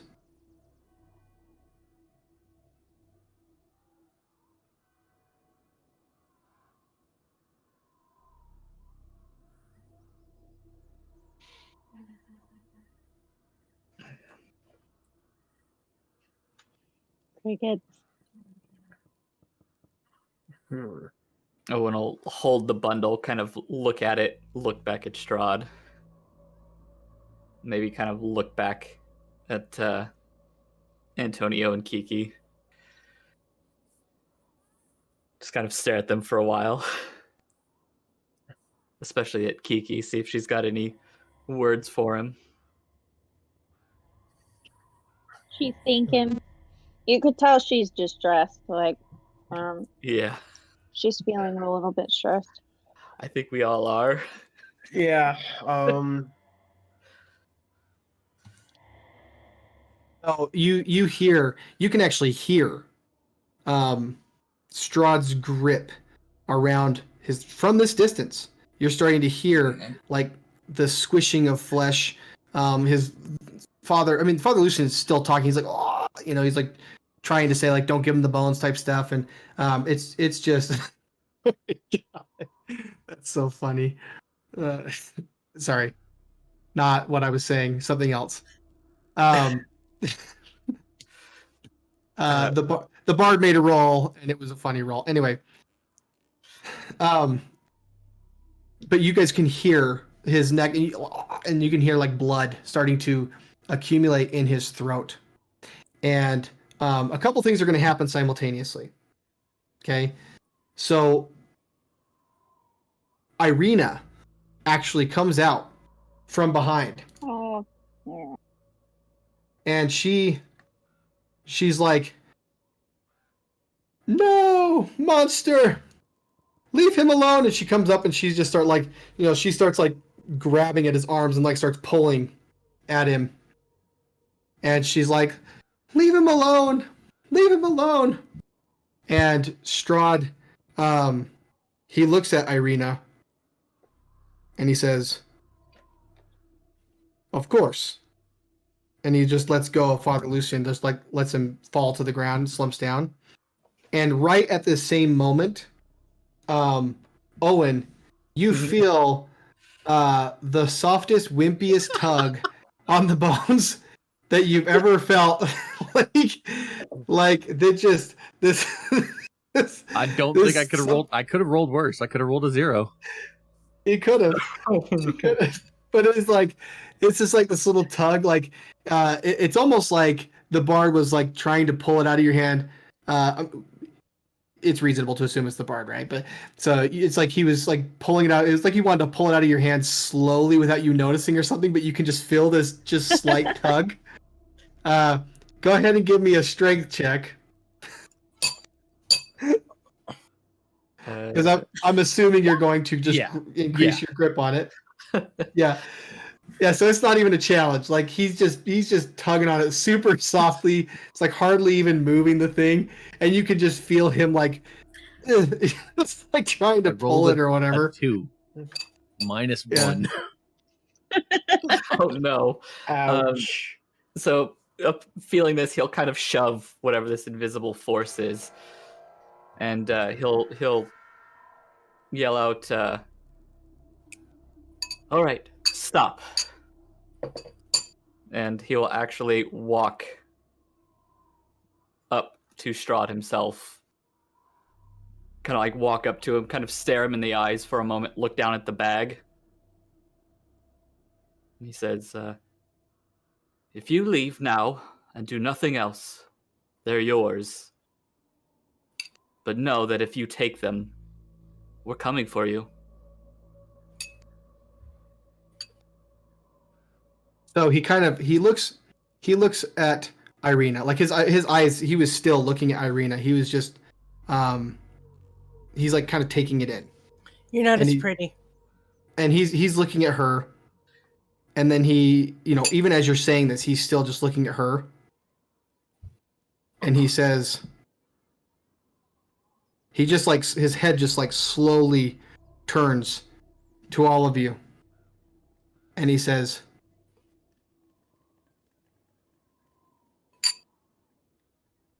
"Then let it begin." And in a flash, he attacks every single one of you. He's going to make one attack on every single one of you, and then he's going to leave. Disadvantage on me?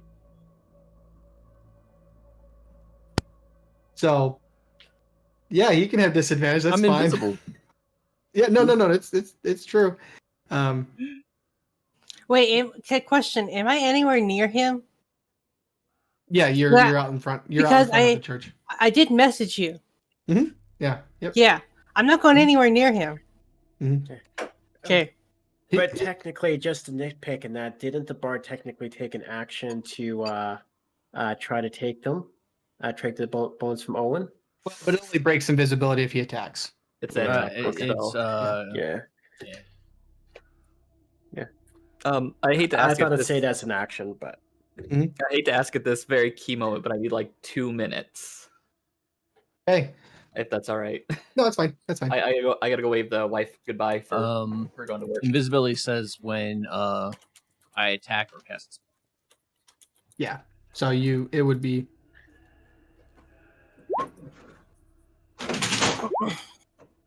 That is the funniest thing ever because I'm picturing you trying to be all sneaky and you go to try to grab the bag and you're actually grabbing a sleeve and you're like, oh, wrong one. Yep. I do have a question. Considering what I texted you, why would I be anywhere near him? So yeah, I was just letting the party make decisions for your character, right? And yeah. So they were having your character conduct herself, being fearful and whatnot. But they needed you to get them to the church. So, I mean, you're just here at the church. You are like at the moment 20, 30 feet from him, something like that. But I don't know what he's doing. He might just do something that hits every. Yeah. We were all trying to hang back because we were terrified. Yep. So he's essentially for everybody on the ground, right? And it's fine. We can have Rose in the air. It's not gonna change anything. He's going to make an attack on every single one of you. He moves that fast. I'm not surprised. So and when he moves, you guys will see him like, and I'm ad-libbing while Owen's gone, but you guys will see him like, it's almost like whenever people are super speeding or whatever, they have that like trail of people After him. you want, right? Yeah, exactly. Yeah. It's like that. He is like supersonic right now.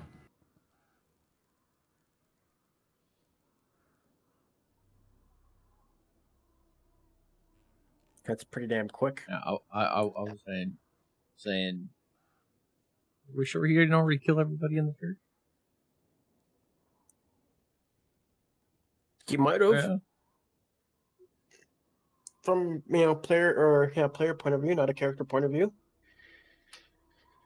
Yeah, I was just double checking. Literally, the only person in the entire party that even has the remotest chance of him missing them is Owen. So unless he critically fails, fingers crossed, guys. Yeah, especially since I'm not wearing armor right now either. Yeah. Well, I mean, everybody's AC is down low except for Owen's. He's the only one at 18. Everyone else is like 13, 14, 16. 17 for Mine's me. still 15 Yeah. without armor. Yep. So, Well, if it hadn't been 10 full minutes yet since this whole thing started, Owen should still have protection from evil and good, but I doubt it.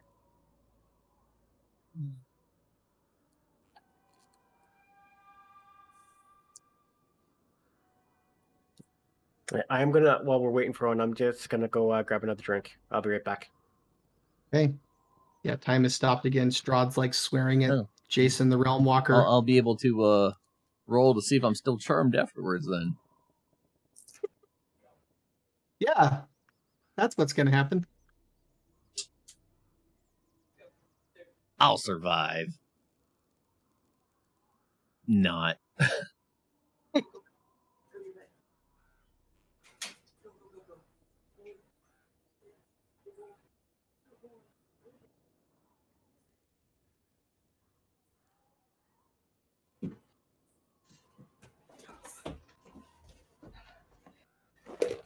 Oh, sorry about that. I'm back.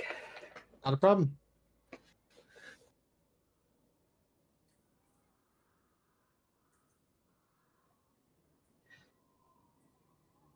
In the slight 2 minutes, could I have run like 200 feet away and be out of range? And I'm hiding somewhere.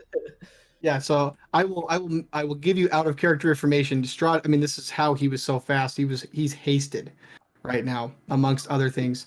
So he is a speedy boy. Mhm. He is super, super speedy boy. So I just rolled everybody's.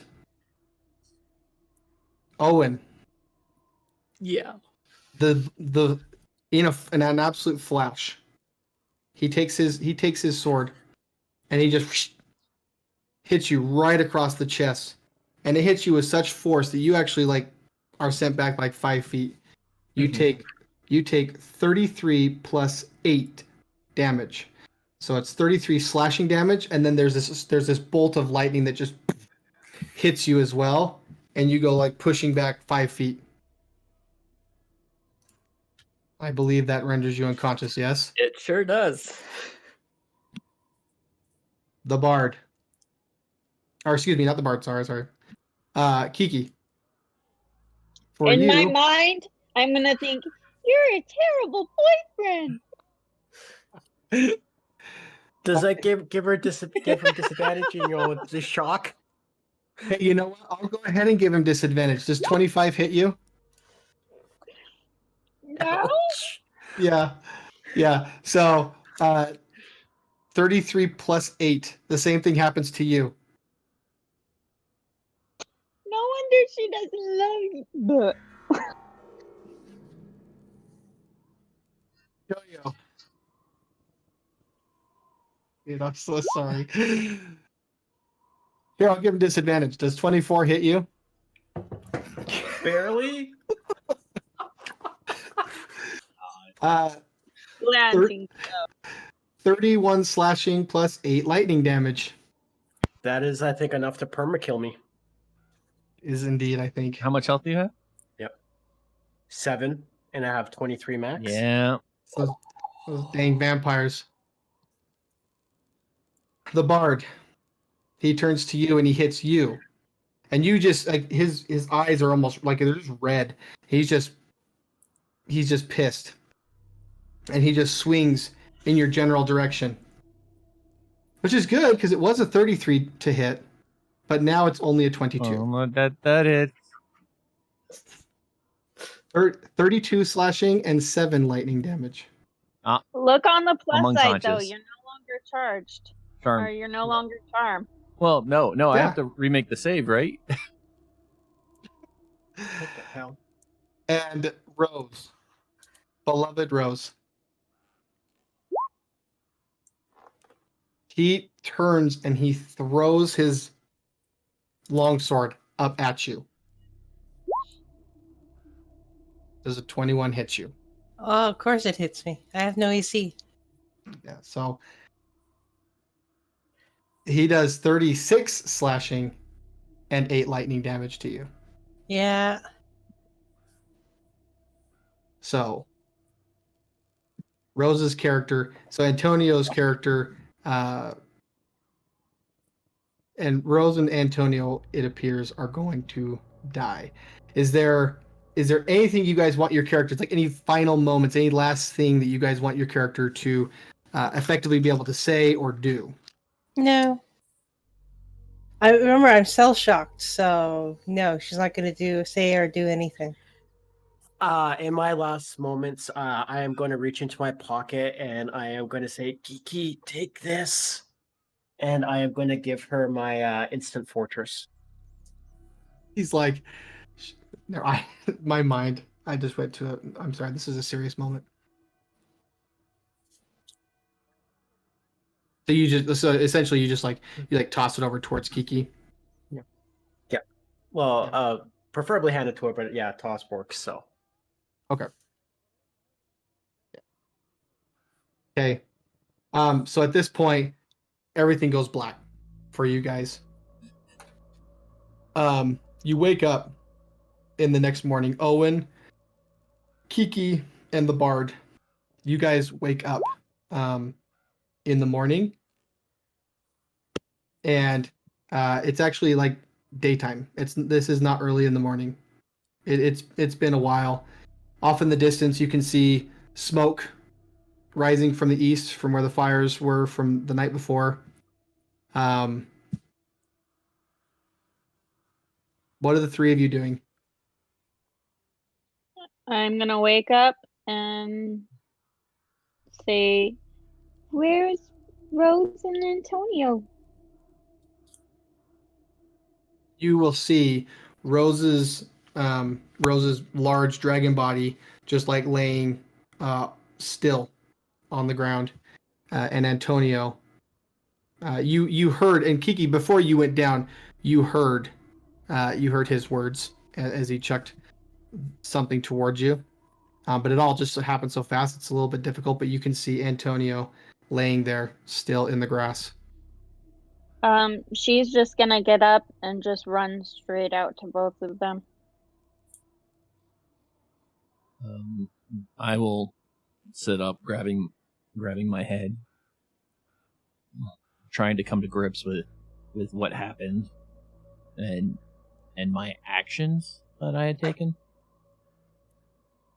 Wondering if there's anything I could have done differently.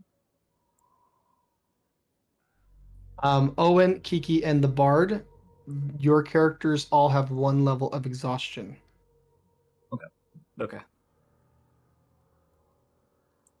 How much hit points do we have right now?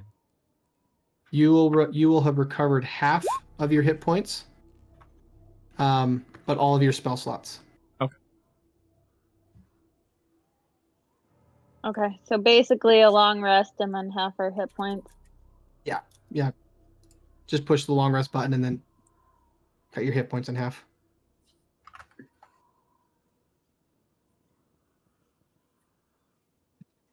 Okay, so real quick, while they're doing that, Rose, for your backup character, have you got her loaded up? Are you ready to go with her? I haven't even looked at it. I've been at work all day. Do you want to just ad hoc play her right now, or do you want to be introduced a little bit later? Because it can be either one. I'll just wait till next campaign so that you guys can sort out whatever you guys are doing today, and I'll look at it. You I've mean been at next work all day. You mean Yeah, next session? yeah. Plus, I don't even see her on my character list. It's in the campaign. We can, let's go over that afterwards then, if that's what you'd like. Okay. Antonio, do you have a backup character created, or do you need some time as well? I am going to need some time. You want to be? I was not anticipating kind of going this happening, like, so I kind of wasn't expecting that much damage. Yeah. Okay, so I'll talk to you guys later. Yep. All right. Bye, Best Rose. of luck. Bye. Are you going to? Do you want to create your character now and be introduced in this session, or do you just want to make it and then be introduced in the next session? About how much longer were you going to be going? A couple hours. Okay. I could try to whip one up. How was same same stat generation? Yeah. Yep. Okay. I will pop over to Realm of the Frost Maiden one and do all my stat rolls there and see what I can come up with. Sure. All right. And just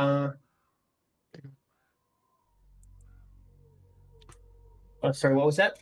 no, I was just gonna say, D&D Beyond actually has some Yeah, it has stat rolling now. mechanics in place. Oh, it does. Yes. Awesome. Yeah, makes it nice and easy.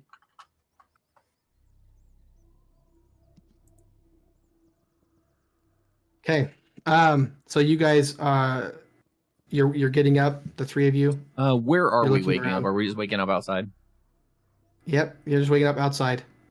And Kiki, as you are looking around, like you look to Owen and to the Bard, and you see that, like they're battered and bruised, but it's interesting because Owen looks a little like he. At first, it's hard to tell what's different about him, and then you realize he doesn't have any armor or anything on.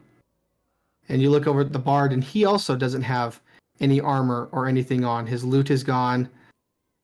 And you look at yourself, and you realize you don't have anything on. Your belt is gone. And Bard and Owen, you guys are like everybody's kind of realizing this at the same time. You're all looking at each other, and you realize that you guys have been stripped completely bare of everything except for your clothes. Kiki's gonna be absolutely devastated just with Rose and Antonio. And then she'll go to kind of move Rose, and then she'll realize she doesn't have any strength. So she'll just kind of lean over her and then say a little prayer, and kind of cry over her for a little bit. I'll walk up to Kiki, put my hand on her shoulder, and say, "I'm sorry, I don't know what came over me, but there's something else I could have done." She'll just say, "It's okay.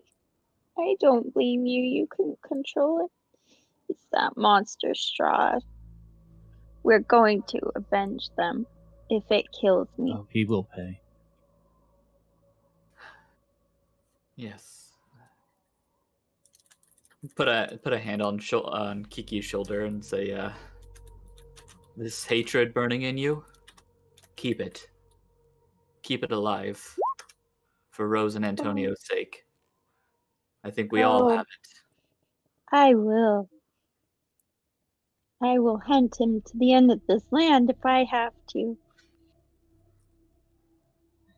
We will purge this land. I mean, he took the bones, which means he accepted the promise. We are coming for him. So she'll just kind of look up, and then she'll tell you guys, "Where's Irina?" And we might as well see how Father Lucian's doing as well. And I'll start walking into the church.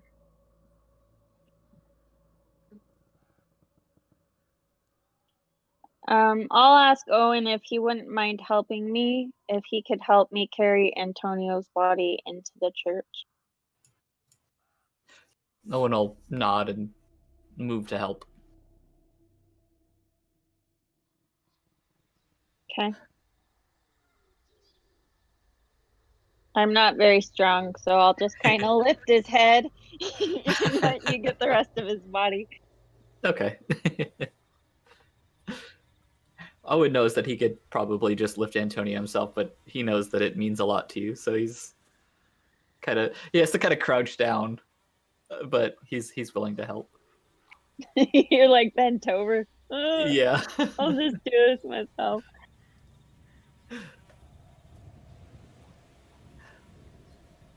I don't know if there's anything we can do for Rose.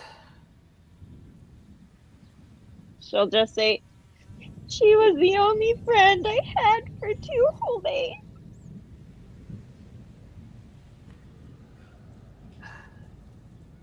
Well, I'm sure wherever she is now, she's got all those pies she's wanted. Oh. Why I would you know. wish that on her? I know that time.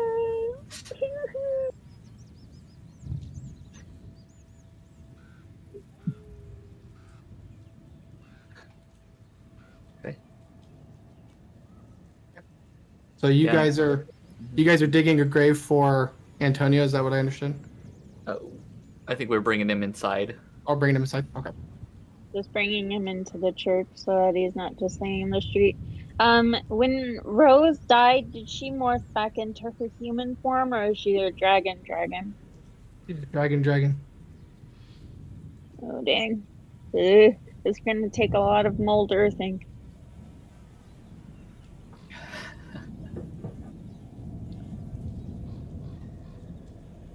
I mean, we can make the mold earth work, right? We can just, it's fine. We in this situation we'll bypass. We won't get too caught up in mechanics. We're probably also not fit to do anything, so it's going to take us all day to do stuff like that anyway. Right. Yeah. Yep.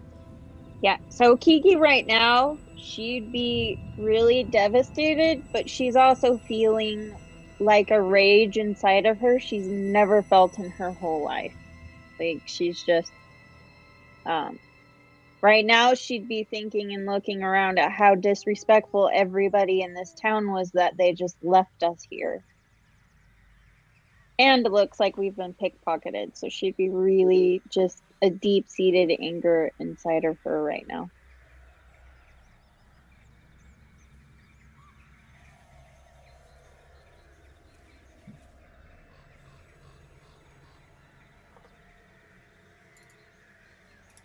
Okay.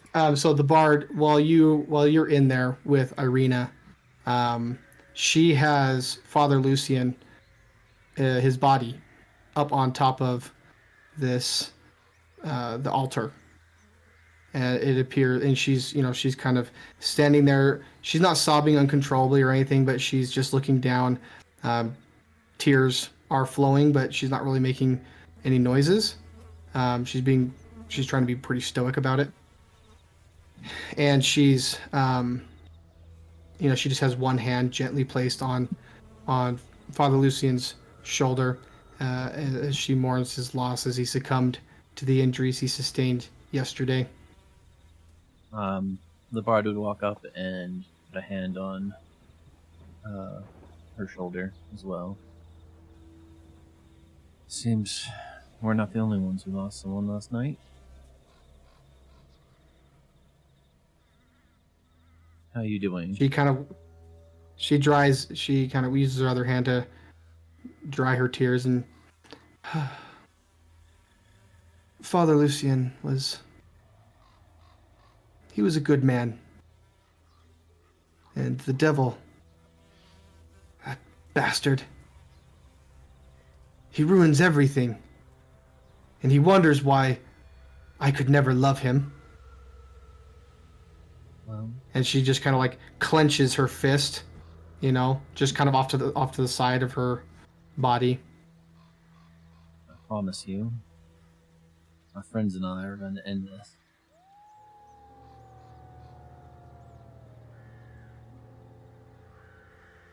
She's just, she just kind of nods in appreciation, but she's just standing there, looking over his body. Well, we have to bury our friends. We'll bury Father Lucian as well. And she nods. And she says, "Where's that boy? Milivo. He usually digs the graves." Milivo He's passed taken. last night in the attacks. And you see her just kind of like slouch again, like, good grief, And she's like, "Very well. I will ask Yeska if there are others that can help us. I suspect there will be many graves that need to be dug. You're not wrong. We have much work." And then she turns and she starts walking out. I turn to the group. Yes, there's many graves to dig. Friends to mourn. But we also need to figure out what happened to our things if we're going to handle this situation.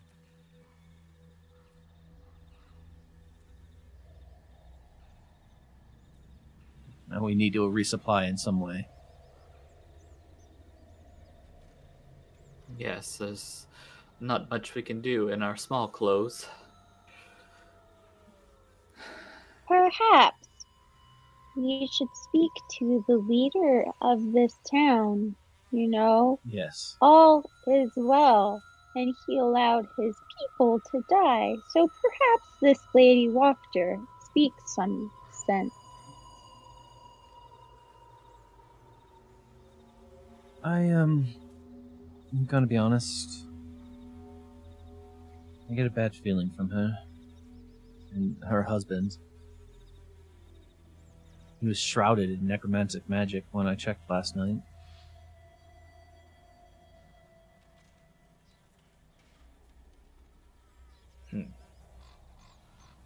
But time was of the essence, and I was trying to do what I thought would save us. Didn't have time to press her on the matter. So Kiki will just kind of hold her hand out towards you and be like, "Nobody blames you." Nobody except for myself. I need to get mentally stronger to deal with that foe.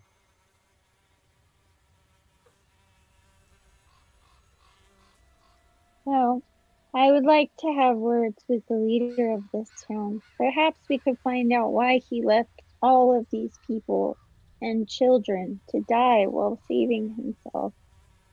Agreed.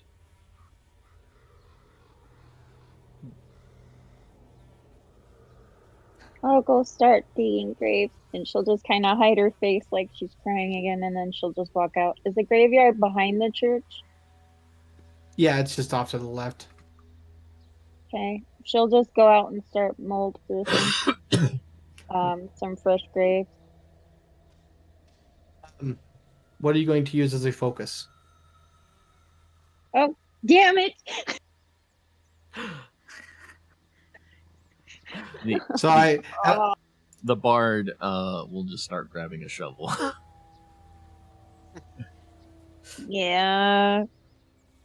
She'll just start using her hands all pathetic like.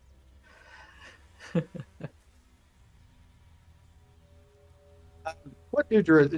It's staves, but they don't use A crystals and quarter stuff, staff right? was hers.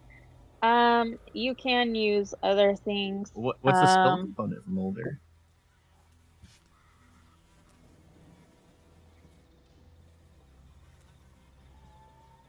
It Excellent. just says it doesn't say anything.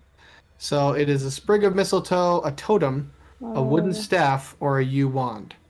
So the totem is Yeah. just a, I mean, it's just a totem, right? Yep.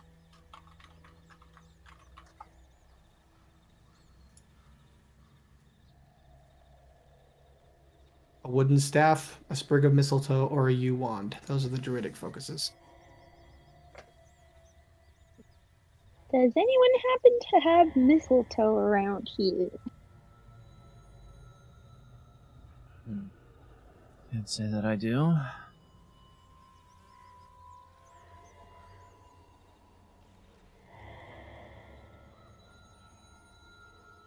I start looking.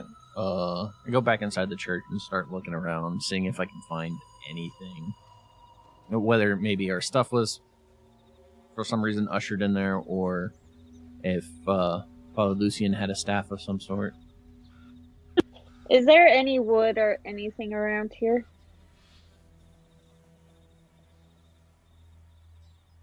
Like Yeah. a tree branch?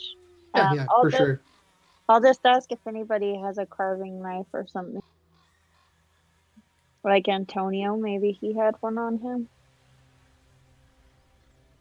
Was Antonio stripped?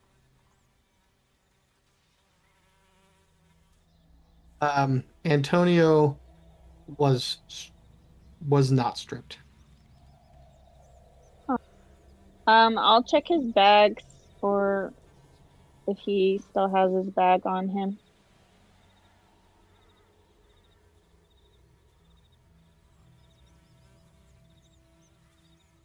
For Antonio? Who? Yeah. Sorry. Yeah, so you go to check. You go to check his for any kind of bag or any kind of belongings other than his armor, and they're all gone. Okay. Is there any type of ceremonial knife or anything in this church? Yeah, I mean on the altar there's going to be one. Okay, she's gonna grab it, and grab a piece of wood, and then she'll just start carving. She'll start carving away at it. Okay. I don't know what type of roll that would be. I'm not. It's not going to be.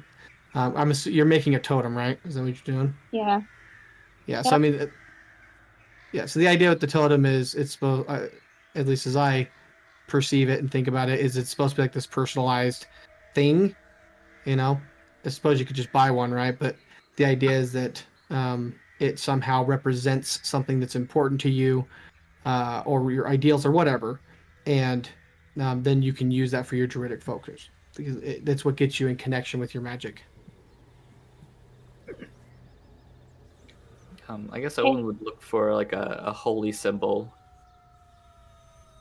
Yeah, you can find that for sure. Oh yeah, I was gonna say there's probably one on top of Father Lucian. Yep. No, he for sure has, he has like a necklace. If you ask Yeska, they have some extras, like that they've made, little pendants and whatnot. How long about would it take me to do this? It's probably not very big. It's probably pretty small. Um, Maybe an hour. Let's say. Okay. So does the arcane focus or holy symbols basically replaces the material components, right? Right. So like any of my verbal somatic spells I can still do. Mhm. Okay. Yep, because you're just singing or rhyming or whatever. Yep. I could hold off finding what I need now. I don't know what I guess I would use my loot as my material arcane focus generally. I don't think I had an actual arcane focus. Yeah. No, I don't think. I mean, other than like your loot, Yeah. right? But you don't actually, as a bard, you don't actually need the loot. I mean, some bards will like use their armor and they'll like drum on it fair. or whatever. Yeah, I'm just trying to think of what I would use for some of my spells that do require material components. Yeah.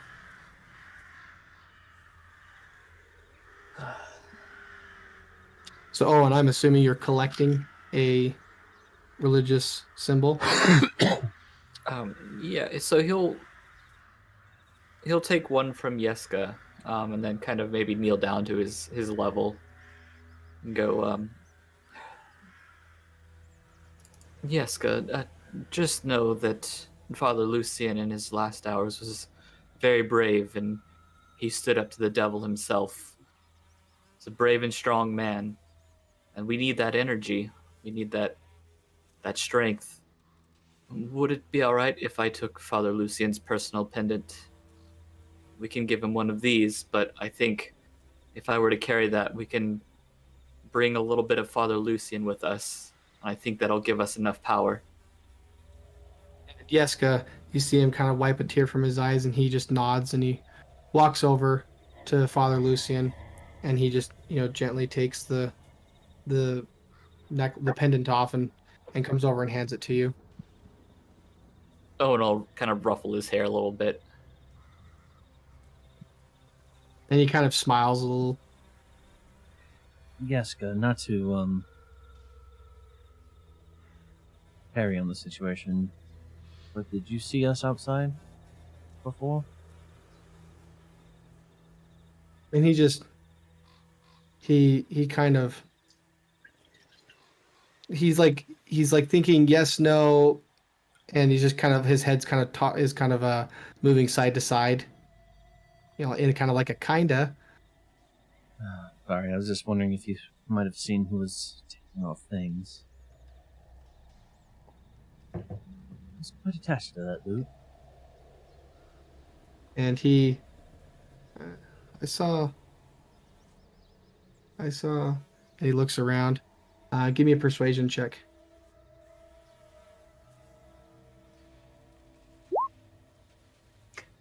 Yeah, very good. So he's like, I saw Isaac out there earlier. I don't know if he took your stuff, but I saw him, and some of his guards were here.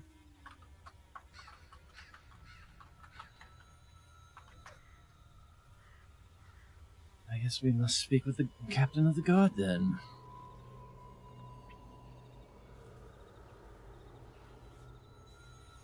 Has it been about an hour yet, or is she still going? I mean, if the bard and no one don't need to do anything else, then yeah, we can fast the only forward to that thing one. I think else I would do is I would have seen Antonio in his last moment. I'm gonna go outside and see if I can see the chest. The fortress. So go give me an investigation.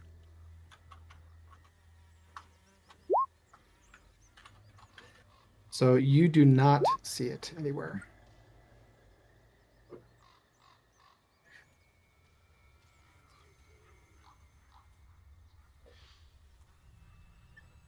Sorry, I hit the wrong button. What about Rose? When she turns into a dragon, does everything kind of mold to her body, or what? So actually, when she dies, it's like the ground around her actually looks pretty, looks beautiful, and there's some like pretty flowers and whatnot that are starting to bloom already. Um, Can we search her body and see if we can find anything of hers? you could search. Yeah, you can search the dragon body. Give me an invest. Well, actually, what are you looking for? Just anything? Yeah, just anything of her personal belongings, just like anything like that. Oh, yeah, give me a perception check.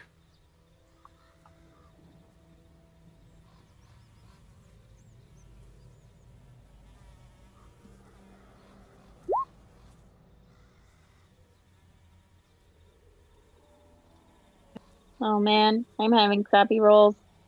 I blame it on my heartbreak.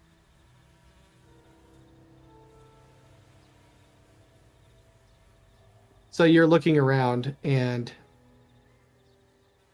you don't see anything of value that's left. I'm just gonna take one of her dragon scales, like a smaller scale, and I'm just gonna just take it. Yeah, she has some pretty small scales, right? I'm seeing Kiki do that. I think I'll take one as well, and I'm gonna find one that's about the size of a guitar pick.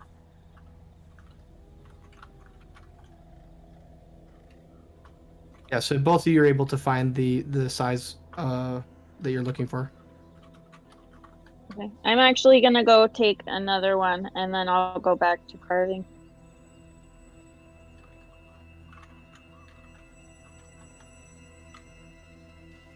And after an hour, I'll walk up to the Bard and Owen, and I'll show them my new totem, and the wings will be carved out of her dragon scales. That's wonderful. That's beautiful. And I'll keep a piece of her with me as well, and I'll hold up the dragon scale, and whenever I play my lute, she'll be with me. It's my new focus. What do you guys think? It's wonderful. Yes. A little bit of everyone here will be coming with us, and we'll take them all the way to Strahd's front doorstep. Perhaps you could sing them a song, Bard.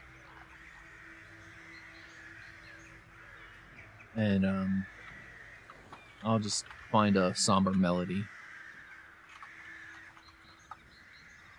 A song of remembrance. Though we didn't know them long, they made a lasting impression.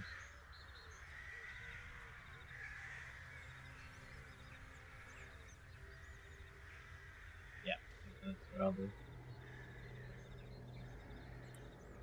Hey, Jason, I did send you message you there. Yeah. I'll message you back. Sorry, I didn't see it.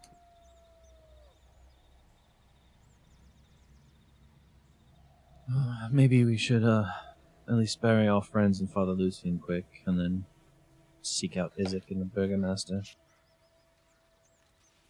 Did Antonio have I know he's an artificer. Did he have like built-in armor onto him, or did he have glasses, something of a personal item that wouldn't have been stolen?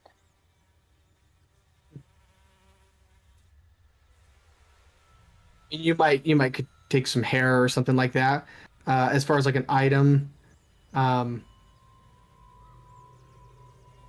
Was his smithing tools taken? well, let's say I think I like that. Let's say his smithing tools were not taken. You know, there's a couple tools, instruments still by. I'll tell you guys, perhaps you can make a focus out of one of these.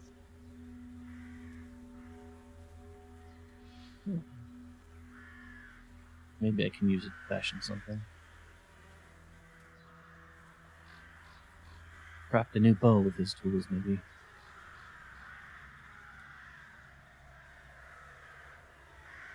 And I'll just bow my head.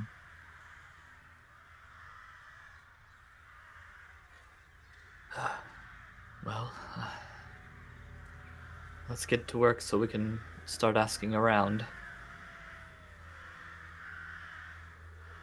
And yeah, I'll look around for if they dug graves here. I'll actually ask Yeska if I can grab a shovel from him.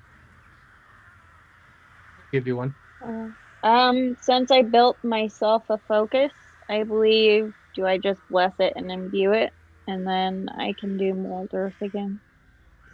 Yeah, you just perform a little ceremony, take maybe 10 minutes to kind of create the connection between the totem and your druidic powers and whatnot, and then yeah, it'll work. Okay, she's gonna go out over where the graves are, and then she's gonna start mumbling a prayer to herself.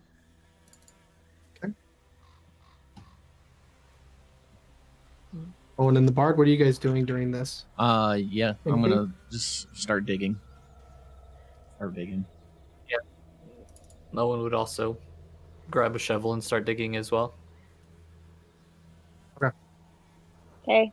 After about 10 minutes, Kiki will walk up behind them and say, "It's okay, guys, I got this." And then she'll just start mold earthing couple graves.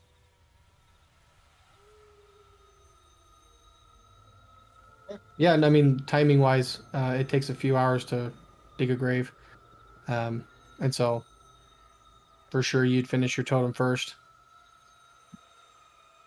So about 10 minutes after you started praying and after the Bard and Owen start digging, you go over and start mold earthing, creating some graves. How many are you doing? Like what?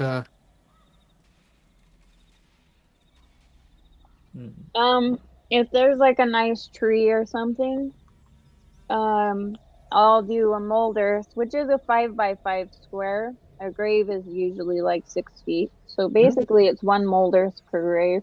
Mhm. So she'll find a nice spot and then tell them we should lay Antonio here. Rose is gonna be too big to bury. So I'm gonna try to figure out what to do for her, but I'll find another nice spot for Millivo. And then just a couple extras for whoever else may have died. Ooh, I have an idea. I'm gonna turn to you guys and say, hey, remember that really nice, beautiful casket? Perhaps we could use that for Millivo to honor him for the orphanage. Which casket are you referring to? The really, Yeah, I wasn't there. That's why I'm asking. well, there was this really beautiful, I think it was blue pine or something casket. Perhaps we can use that. Well, we can go grab a couple caskets. One was rot when I got there. There was a body hanging out of it. Oh? When I went looking for the bones, there was an arm hanging out of one of the caskets. It was torn open. So Kiki uncharacteristically will have this vindictive little like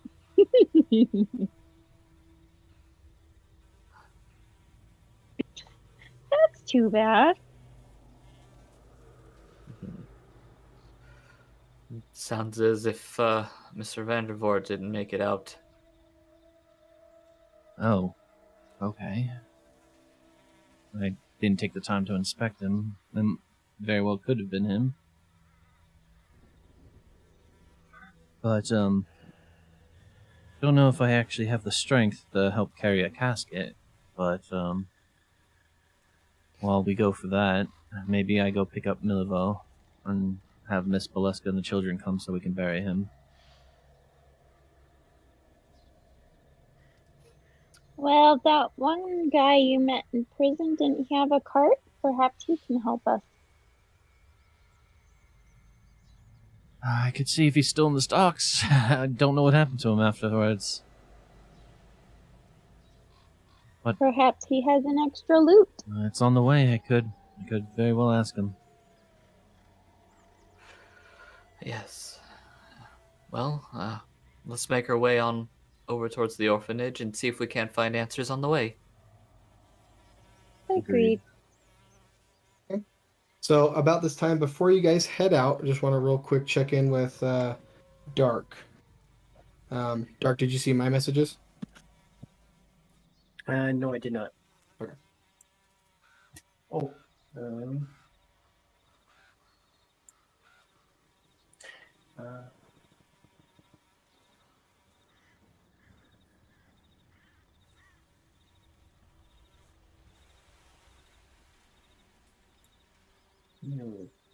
Okay, so then I would be resurrected, Yes. if I got you correctly.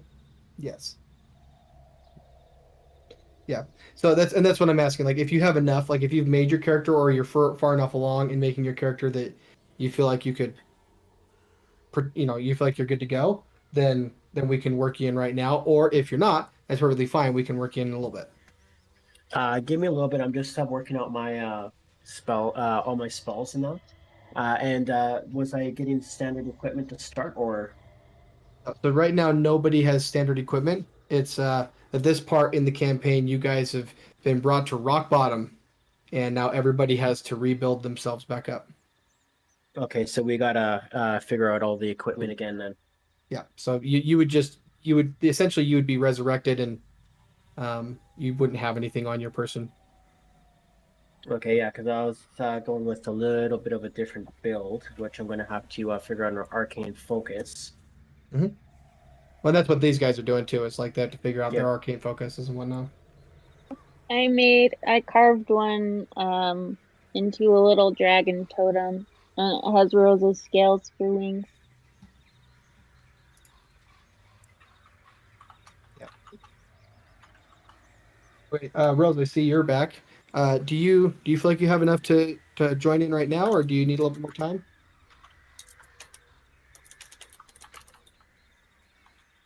You're good? Okay.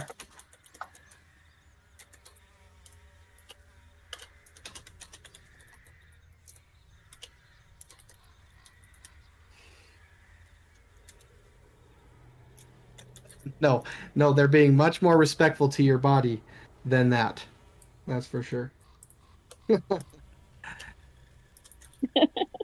Okay, so as you guys would be leaving, Rose, I do have you correct. You said that you're good to go and ready to join in now. So as you guys are leaving the church, essentially, you will see an individual off over by that's coming from the graves. This person is going to be a bit dirty.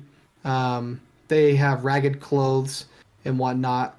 I mean, they look like someone who just came out of a grave. Rose. Oh, read my character. Changed it. Okay, let me go in here. Is it in the D&D Beyond sheet, or is it? Yeah. Okay. We can pull that up.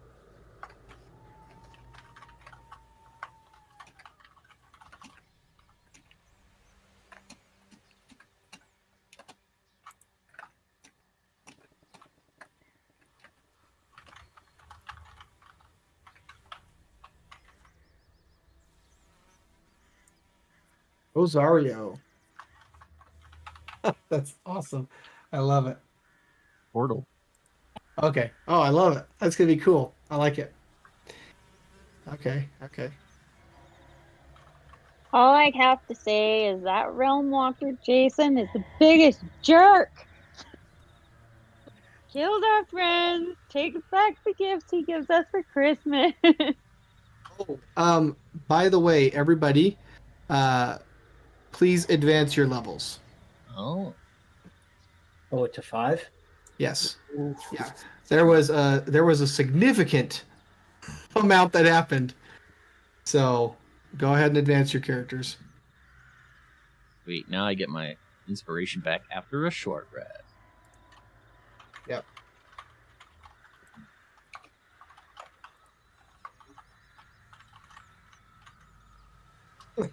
Yeah, I cannot wait. I'm only imagining what this voice mod's gonna sound like, Rose. This is gonna be fantastic.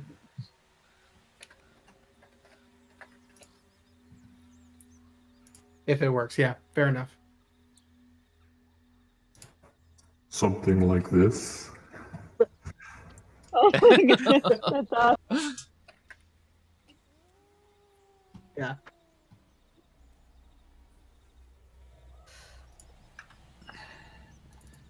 Okay. Okay, 1 second. While you guys are leveling up, let me talk to Rose real quick. Ouch. Ooh. That means I get access to 2nd level spells. Yes, I get to my 3rd levels.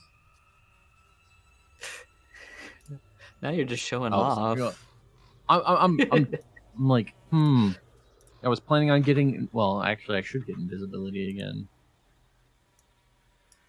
Wait, that's not 3rd level spell. What am I?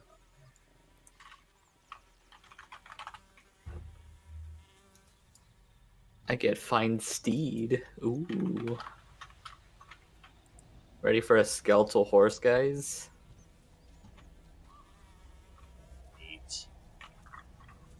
Oh, I'm gonna be waiting until I have 5th level spells. I'm gonna. Oh boy, I'm waiting. I may be able to summon cute children and stuff now, but because of this land, it's gonna look like these terrifying, like undead, freaky creatures. I just got Locate Object, guys. That would have been useful before. Locate the bones of Saint Angela. Well, maybe now we can go Easter egg hunting for our stuff. If a bard was like a cleric or a wizard where I could switch out my spells, I would have done it. But I was like, that's not one I have learned. Ooh, I got Prayer of Healing. That's good. That one is nice. Nice out of battle heal. Yeah. I'm getting. I think I'm gonna get.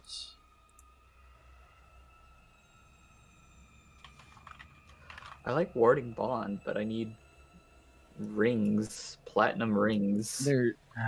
There's two spells I'm debating between right now as a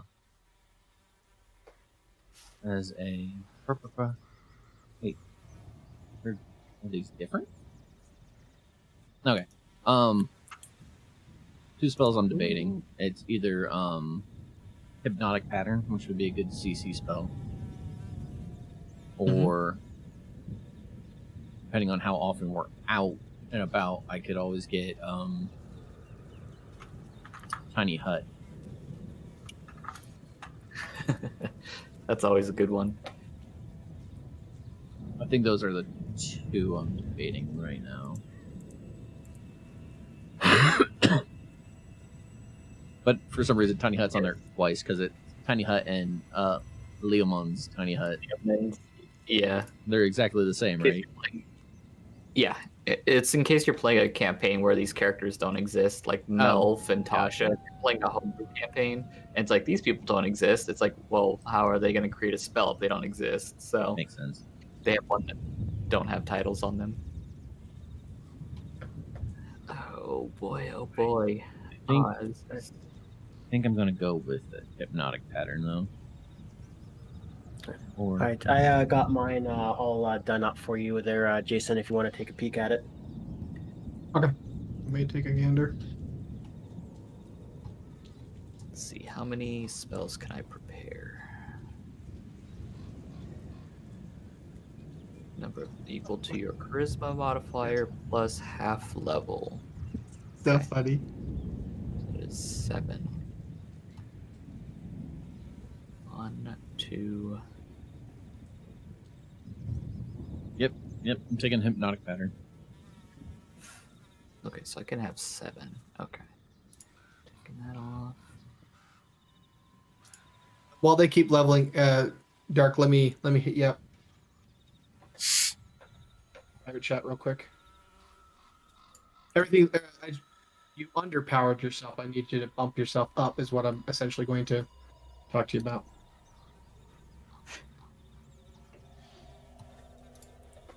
I want to let me call you.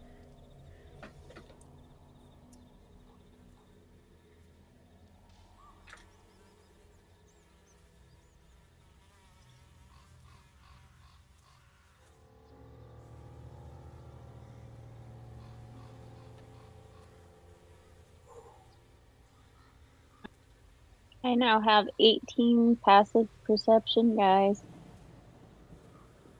Oh wait, why'd mine jump? Mine jumped up 2. I'm at 19 now. We got a proficiency bonus upgrade. Oh, and I'm an expert in perception. That's why I jumped 2. Mm-hmm. Yep. And I'm also an expert in I stealth. have passive wisdom insight of 18 too, so if someone's lying to me. That I'm not as strong with. It's only a 16 for me. My strength is sad. It's a -1, which is sad. Oh yeah, my strength's -1 too. +9. My rolls would be terrible if it wasn't for Jack of all trades, where I'm half proficient in everything I'm not proficient in. That makes it nice. Essentially made all my strength stuff a 0 instead of a -1.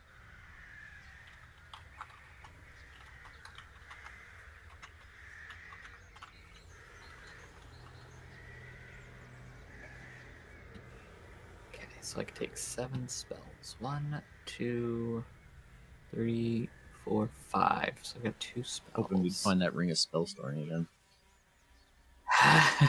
Because I'd be like, hey, Owen, how about you take it and just pump it with smites? I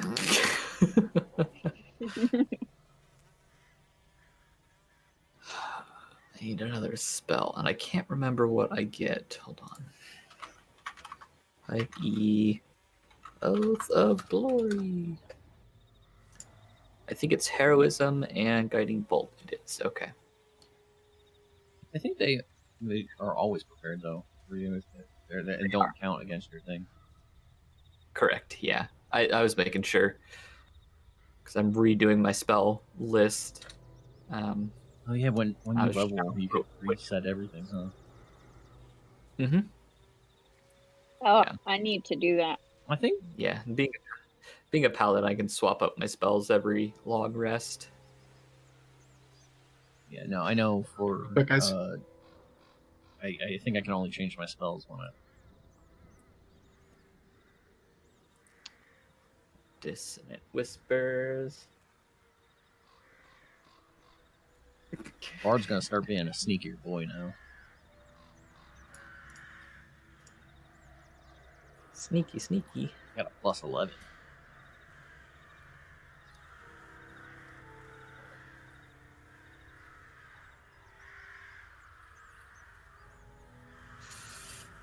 All right.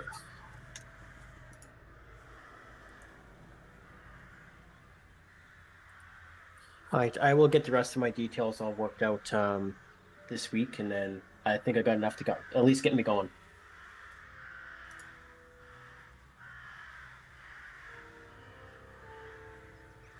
Maybe we get strong enough to where we can have our new compatriots resurrect our old compatriots. They can play 2 characters. I can somewhat do that now, in a matter of speaking. 7. 4 spell slots. Wow. Yeah. What are you? Huh? Trouble.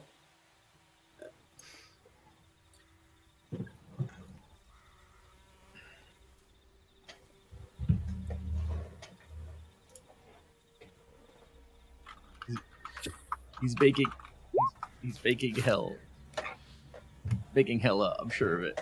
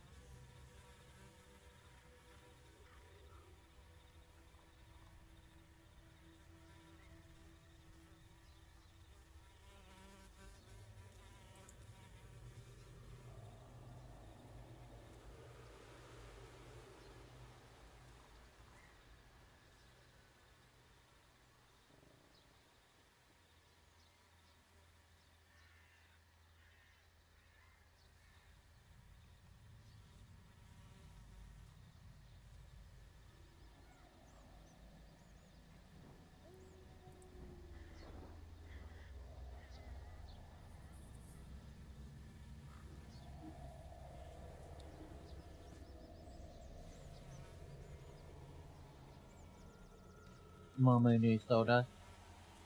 Okay.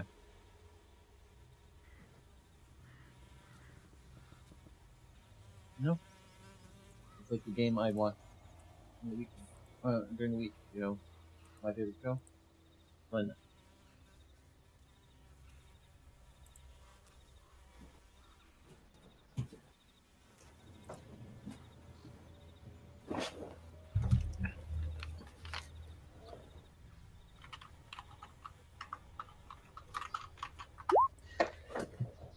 Sorry, we're setting it up. People gotta roll new characters they weren't expecting to die.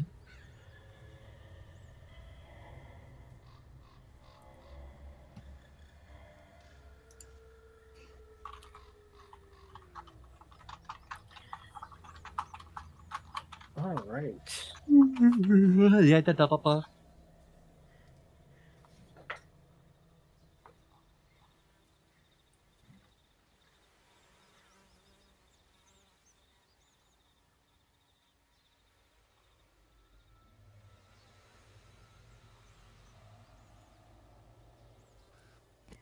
Okay, I'm back. Welcome. How are things Welcome coming?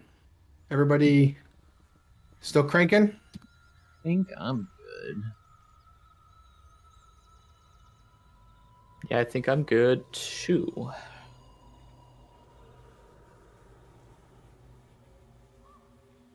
Kiki. Those two. Rose is good. Whoa. My HP reset.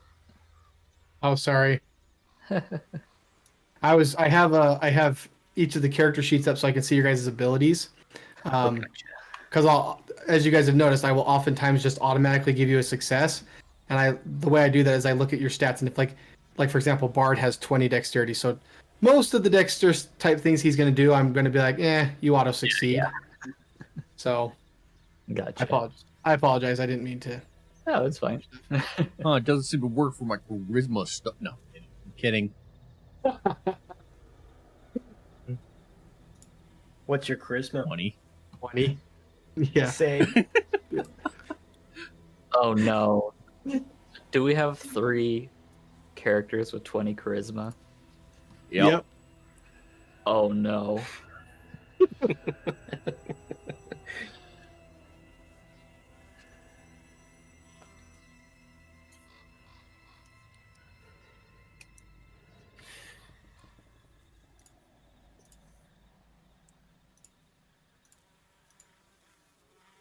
I'm wondering what stat I went up. Well, eventually.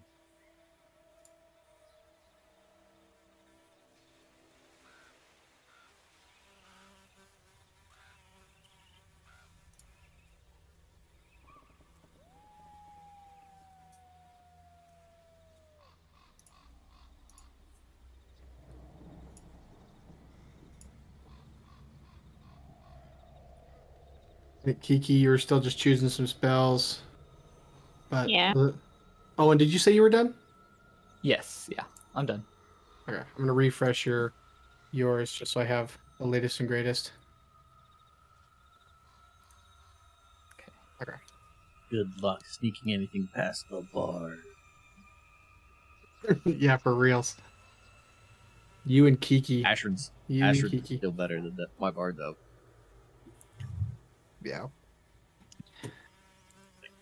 24. All right. So many choices.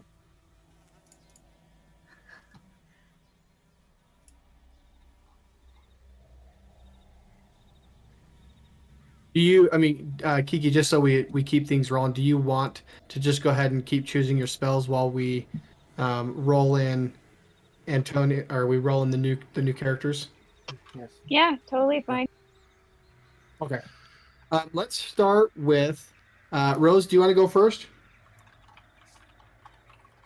Because essentially, what's going to happen is you guys are going to see two people coming kind of at the same time, actually, from the graveyard, walking towards you. You see these two individuals. Rose, go ahead and describe yourself. What do you look like?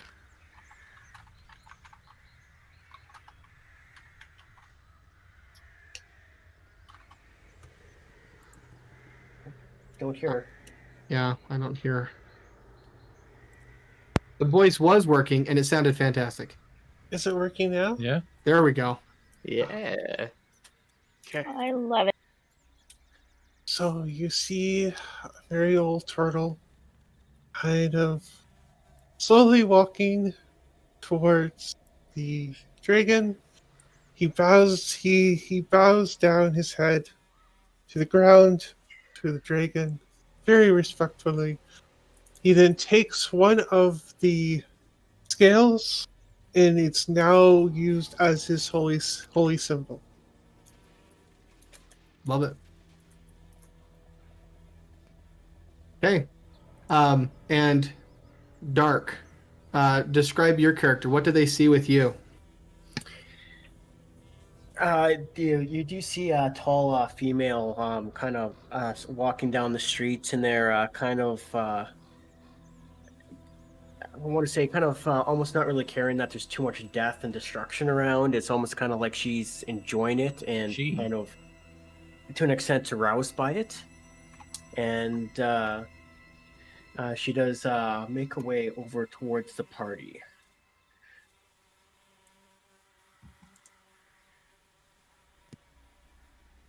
And I need to figure out what I'm going to use for an arcane focus. Yeah. But yeah, it's you do see pretty much a tall slender woman with jet black hair walking towards the party.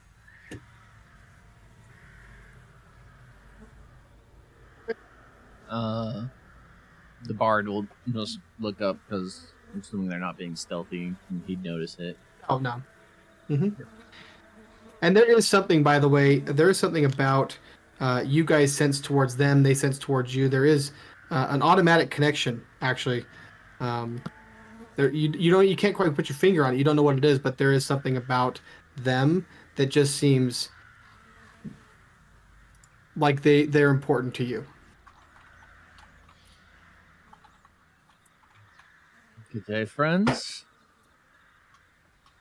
I mean, maybe good day is not the correct term, but hello. Hello. Bowing very slowly towards you. Okay. And my character would retain all of his memories then, right? Of your background and whatnot. Yes. Yep. Okay, so I would recognize them who they are then, if I got it correctly. Yeah, it's like you have a vague recollection of like, you think you remember their names. Mm-hmm. Okay, all right. I just want to make sure that I do I get all this correctly. So Yep. So I think the bard was walking up. You're kind of, yeah. Yeah. And I'm gonna say, look at the bard. And it's like, oh, you look so much cuter now. He'll just give a curious, like, tilt his head to the side and raise an eyebrow, like, huh? Yeah. He's like, you don't recognize who I am. I Can't say that I do. Did you attend one of my shows? Hardly. We've only known each other for a few days.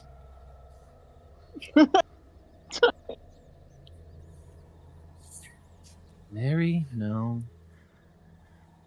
Alice? No. No, I don't think I recall you. And he's like, well, then maybe eventually I will get a chance to show you who I am.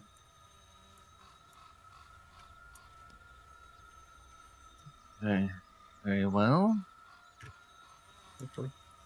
He's still just gonna stand there looking a little bit puzzled. Yeah.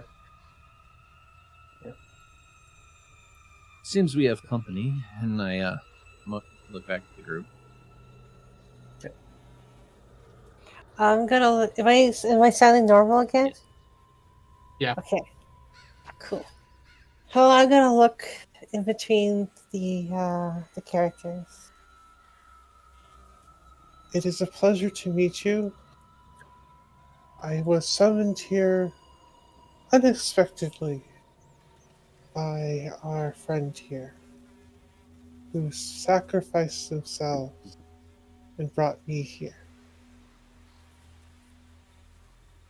You were acquainted with Rose.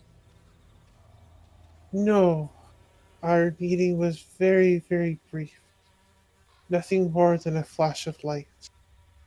But enough for us to, how would you say it? Meet one another, but not on this plane of existence. Our need is dire. I'm afraid I do not know who you are, but I feel a great pulling towards you. Whatever reason she brought me back, I'm at your aid.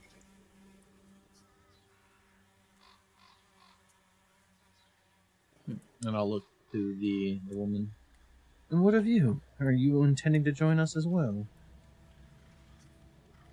Oh, of course. There's so much death and destruction that is to be ensued.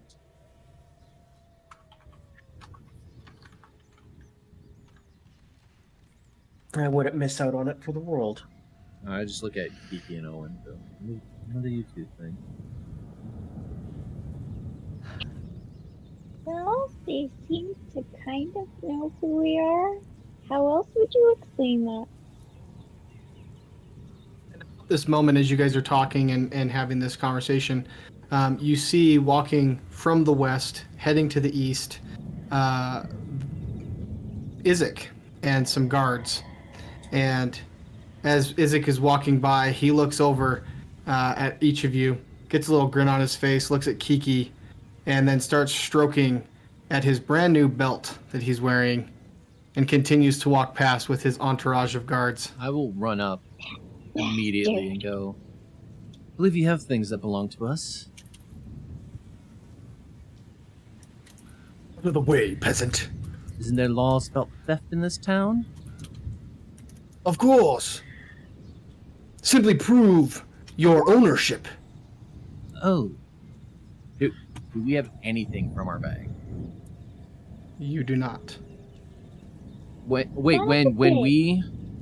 we were signing our registrations, did they make copies of it? I don't know. Oh, I'm asking. Go ask I'm them. asking you in general. Like, Oh. Gotcha. like when we you were didn't- listing off our magical items and stuff, did they jot it down for their own knowledge, or was it just on our registration? It was just on your registration papers. I take it we don't have those anymore. Mhm. Okay. May not be able to prove And it then now, he- but be sure I will get my things and my friends' things. Yes, of course. Nice. And let me know. Let me know if you find any thieves around here. I will gladly punish them for violating the law. And he starts just I'm stroking looking his at belt. one. Oh, you're one for self-punishment then, huh? Like beating your own meat. Oh, Jesus Wow. He just kind of he grins and he's just like he looks back to his men and he just kind of gives this gesture with his head and then he turns and walks. I'd expect nothing less from a coward. Can I cast something on him? Yeah, go ahead. I'm flat out calling him a coward. Yeah. He's going to stop. He's going to stop at that. It sounds like Kiki's doing something too.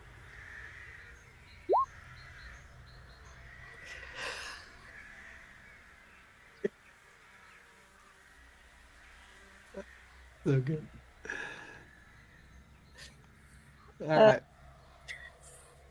All right. What is the spell save DC? 16. Wisdom, right? Ooh. Boy, you chose well. You chose well. I'm going to point to the belt and I'm going to say, give. Okay. So he grabs the belt, he takes it off, and he gives it to you. Oh, that is most generous of you. You are a very kind soul. He kind of like afterwards like shakes his head like what the hell just happened, and then he like looks he looks at you and you see a ball of fire appear in his hand, in his demonic hand, and he says, "Gods, arrest these criminals." What crime was committed? Your guards clearly saw you give it to her.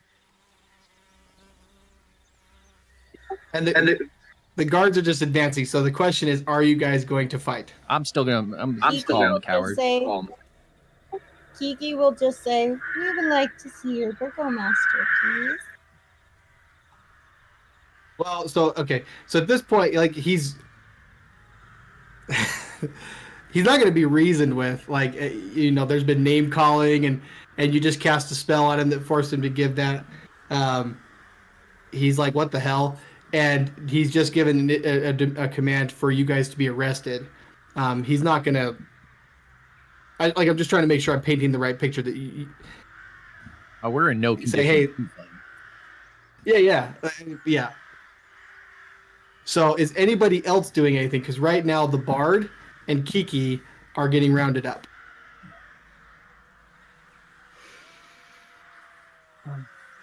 And Isaac is sitting there. He has a huge axe in one hand, and he's got got a flame that he's holding in his other. I am gonna look over towards Isaac and say, and it's like, now we can get this sorted out peacefully. And it's like there's no need for such further violence at the moment. And I'd like to try and persuade him to stand down. Okay, so give me a persuasion.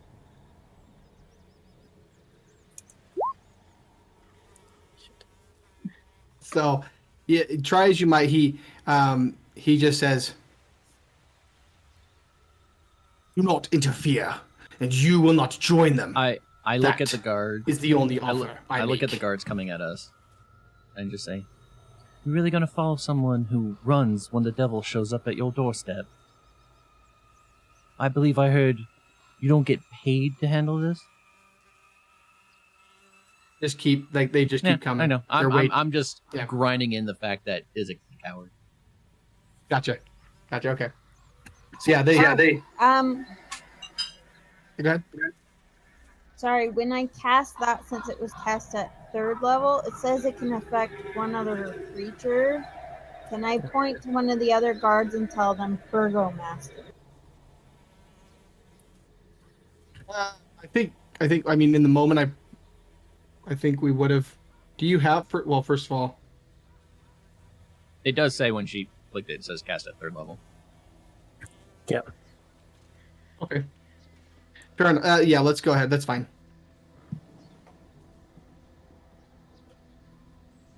So you're pointing to, you're having Isaac do it, right?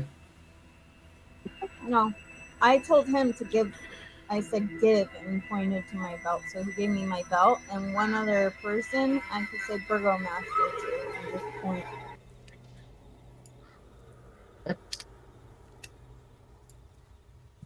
So what I think what's going to go down is they're still going to grab you guys, and they're going to start marching you down.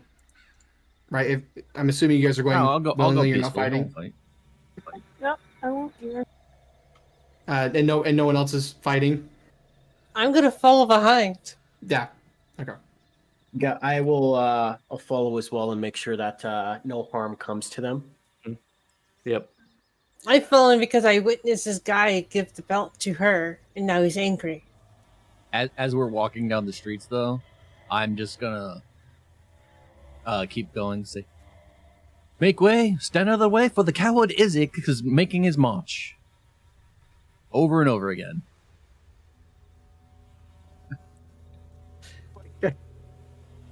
So, Izzy just turns, and he just lets you. He just clocks you right in the face. Your nose starts bleeding, right? And he's like, he just looks at you. You know, that little one there hits harder than you. So he's going to he gestures to one of his guards, and they clock you on the back of the head, and you are unconscious. Anyone else doing anything? I'm still going to be following behind, and has the one gone to go get the burgomaster? So that's about to occur. That Okay. scene is about to occur. So as they get to this, oh, actually, let me get you guys on the map. That way. So the bard is currently on the ground. I'm probably being He's dragged. basically being. That's right. Yeah. Yeah, at this Okay. point. I'll just keep following. Yep.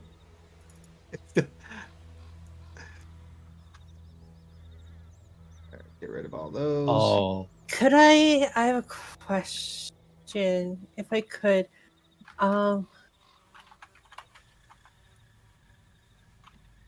Yeah. The guy who's holding the bard. If this is, I'm not sure how this would work because I just got it. Mhm. If I were to use a telekinetic shove, would Mhm. they know it was me who did it? No. I mean, so with telekinesis, you don't actually have to make any gestures at all. So if you don't make any gestures at all, then So There's the no one way to who's know. carrying the paladin, I want to use telekinetic shove on the guy who's carrying the paladin. the bard. the bard. Oh, it was the bard who's Yes, doing the insulting. The bard's insulting because he's pissed off that he stole all of our shit. Okay, so I want to use it on the guard who's carrying the bard. Okay, and I will allow that. But before I do, I don't even know how to roleplay giving you guys a warning, so I'm just gonna tell you straight up, like, you know,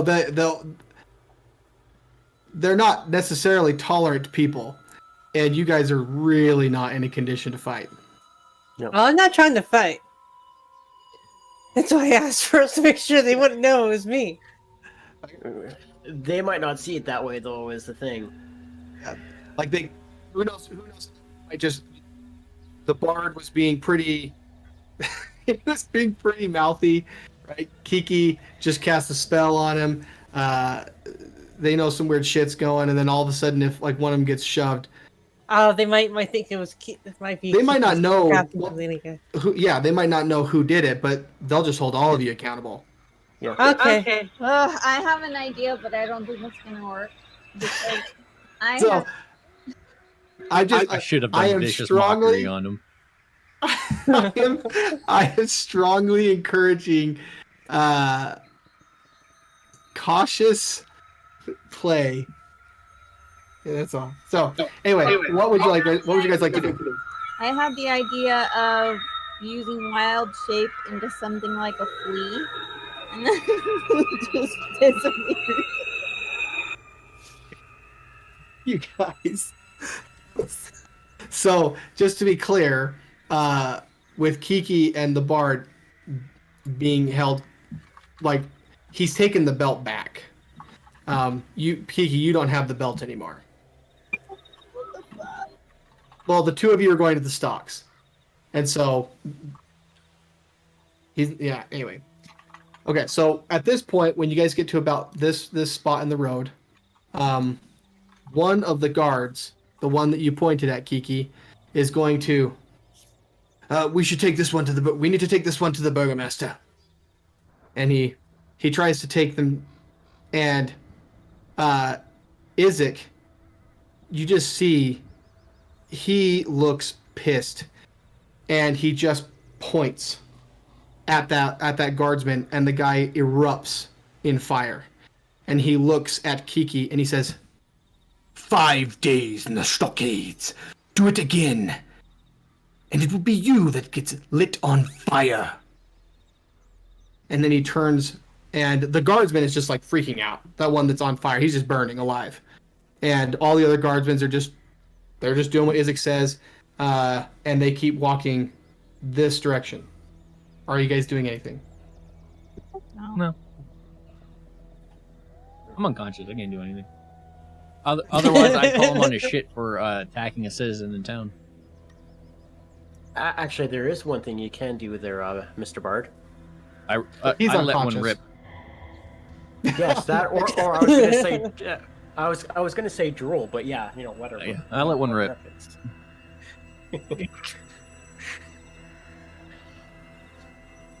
We sure have heard that many times while he's been sleeping. So at this point, the Bard and Kiki, they bring you up to the stockades, and they stick both of you in there. Bard, you're still unconscious. Kiki, anything? Anybody doing anything? No, I'm gonna sit down. Does the stockade even fit her, or is she just gonna slip out? We don't know. They have stockades small enough for children. It's that kind of place. So. Small enough for spiders, though. We have yet to determine. Yeah. There's something that Isaac would do in this situation, I feel, but I just I don't want to do it. It feels so Do it. bad. No, it feels so No, bad. don't do it. It feels so bad. Don't If do it's it. against the bard, do it. No. Does it involve tentacles? No, oh my gosh, no! It's mean. He would take, because they take all your stuff, right? He would take Kiki's. He would take Kiki's totem, and he would smash it. Yeah. No, don't do it. I know where you sleep, buddy. He's not gonna smash it, and that's just because I don't want to disrespect Rose's memory. So I'm DM intervening. Or your wife. So he takes your guys' stuff. My And guitar he- pick. Yeah, the guitar pick, your whole guitar pick. Yeah. And he kind of slaps the Bard awake so that you can hear his command. And he turns to the guards and he says, If this one speaks even once, cut out his tongue. and then he looks at you, and then he turns and I walks won't away. speak and I go, nah. I'll speak telepathically to the Bard, and I'm going to be like, I'm about to cut something else off, and he's not going to like it. I'll just laugh. So he goes off. The guards, some guards, the guards he was talking to that are generally posted around the stockades are doing their thing. And Isaac and his entourage, they move off. Okay, I will telepathically speak because I'm assuming everybody else escorted us here. I'm Yeah. going to speak telepathically and tell them, you need to get an audience with the burgomaster. He just killed one of his own guards.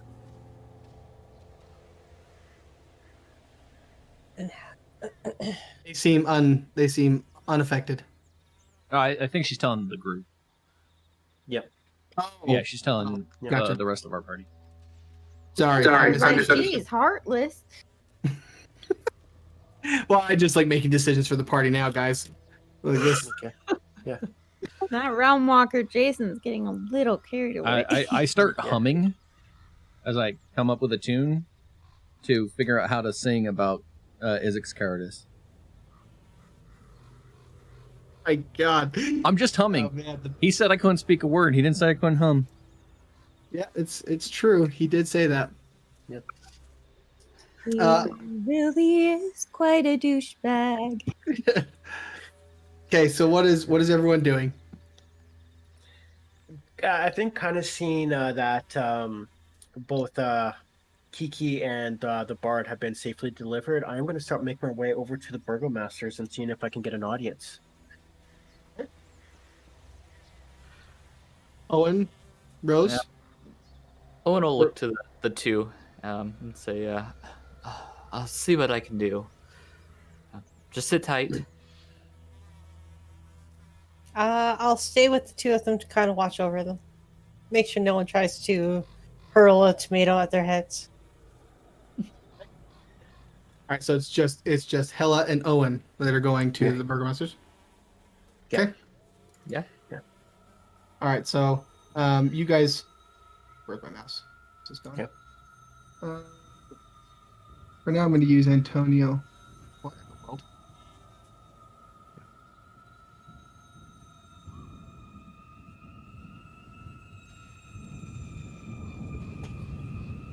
Okay, there we go. I was grabbing the wrong thing. Okay, so Antonio and Owen. I don't know where Owen's token. There it is. So you guys head over to the Burgomaster's mansion. You arrive. It's a bigger house, right? It's a mansion. There's a couple guards posted at the front door. Okay. And one thing also, as you guys are walking around the streets and whatnot, now that the attention isn't quite so focused on Izik and that scene, you're noticing the streets are more empty than normal, and you're actually starting to get more of the Village of Barovia vibe. You know, where it was fairly vacant and there's hardly anybody around. It's a completely different thing. You're also, as you're kind of walking around, you're also seeing an occasional sign posted. You know, it's like Vargas wants you, and it's like there's these like recruitment posters that are up as he's looking to increase the amount of police and guards. Yep. So whatever happened to the bones? That's a good question. No, I wasn't here, so I don't know what happened. Oh, they don't either. Nobody does. No. Everyone got knocked out, and that was it. There was the bones. One got burned, and then the other one, don't know. Yeah, there was two sets of bones. One we were kind of fakes, but we're still from a saint. The fakes got burnt up, and then we all got bitch slapped before. Yeah, we know what happened to them. Oh, okay. Okay, so here you are at the Burgomaster's mansion. The guards just kind of look at you and they're like, "What's your business?" We wish to speak with the Burgomaster. There's been an atrocity committed. They kind of look at each other. Like that was they kind of had like this. That was an obvious statement. Look to each other, and then one of them walks inside, and he gestures for you to follow. Okay. And I will bring you. Let me get you there.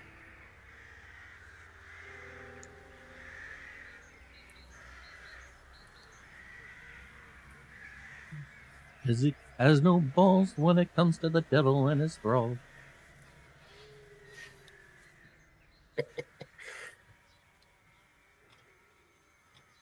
The bard does not like Izik. I feel. I sense it.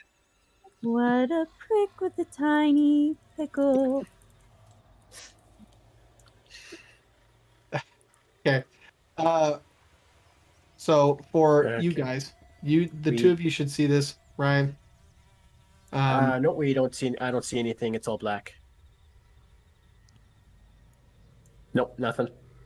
Still nothing. Go into the. What happened to me yesterday was go into the character token, turn off vision, and then turn it back on again. Let's try that. Yeah, and it's dark for me as well.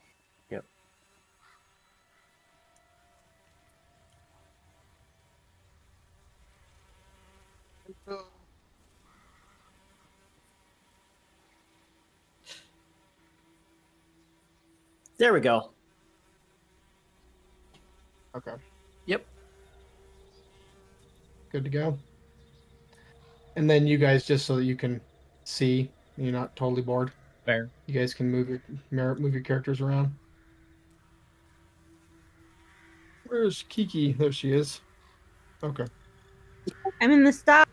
Yeah, the bard Right, has but- problems with corrupted authority. Okay. Hey, rightfully so. Okay, so they bring you in here, Okay. and let me change the music really quick.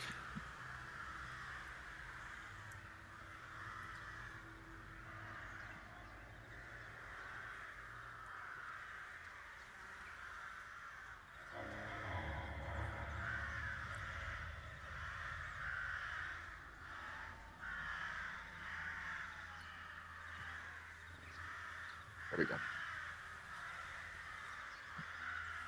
Okay, so you guys, you're waiting here at the main entrance for a little bit, and this maid comes up to you and she's like, "May I take your?" And she like looks at you. Well, I guess not. Is there anything I can get you? Would you like a glass of wine?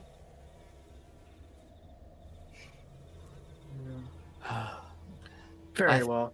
I think I could use one. She just Make it nods. the whole bottle. She runs off. And she runs off and goes. She's gone for just a quick minute. And then she comes back. And she presents you each with a glass of wine. The burgomaster will be with you in just a moment. And then she's like, if you wouldn't mind, please wait in here. And then she escorts you into this little side room.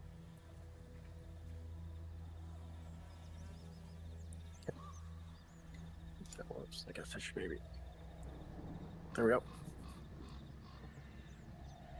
And she kind of nods, and then she just, politely leaves and goes tend to her duties. Okay.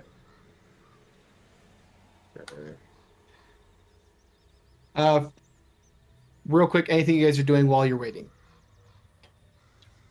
Owen will sit on the couch.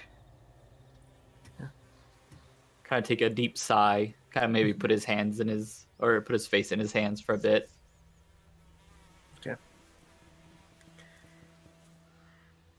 I am gonna sit in the chair across from him and kind of make a little small blade materialize, and then just play with it between my fingers.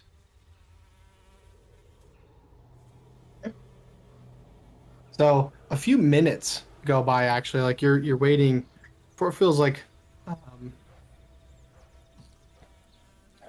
a long time, right? But several minutes go by, and you see this man, the guard that came to you. He comes downstairs and he says to you, "The burgomaster is ready to see you," and he brings you upstairs. Let me pull you guys up there. Yeah.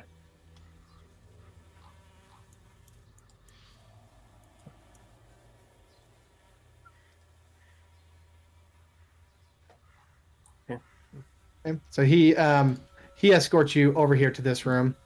Kind of brings you guys in. Okay. And you guys walk in and you see it's this big library. Right? There's all these books all over the place, and there's this man sitting at a desk, and he has two big mastiffs on either side of his desk, and the dogs are watching you. And Sorry. the guard takes up post outside the door with a second guard, and the burgomaster looks at you, and he looks up and he says, "Yes, what can I do for you?" He does. I'll go on to saying this. Like, it appears that Isaac has stolen possessions from my party members, my friend here included, and is refusing to take them back from us, and has thrown two of our friends into stockades as a result. Well, then they must have done something to deserve it. Oh, I mean, we just did his job. The devil showed up, and we were the only ones to challenge him. You challenged the devil? I've got the scars to prove it. Just kind of show his wounds.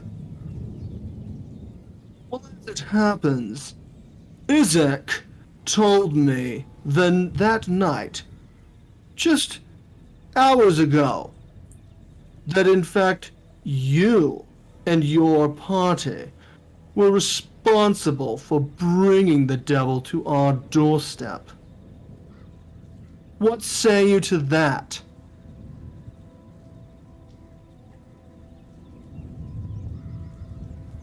The devil would show up, with or without us. It seems, before we even showed up, there seems to have been a break-in at the church, and a very important artifact was removed, and that was what he sought. We fought our hardest to reclaim this artifact and to return it to its rightful place.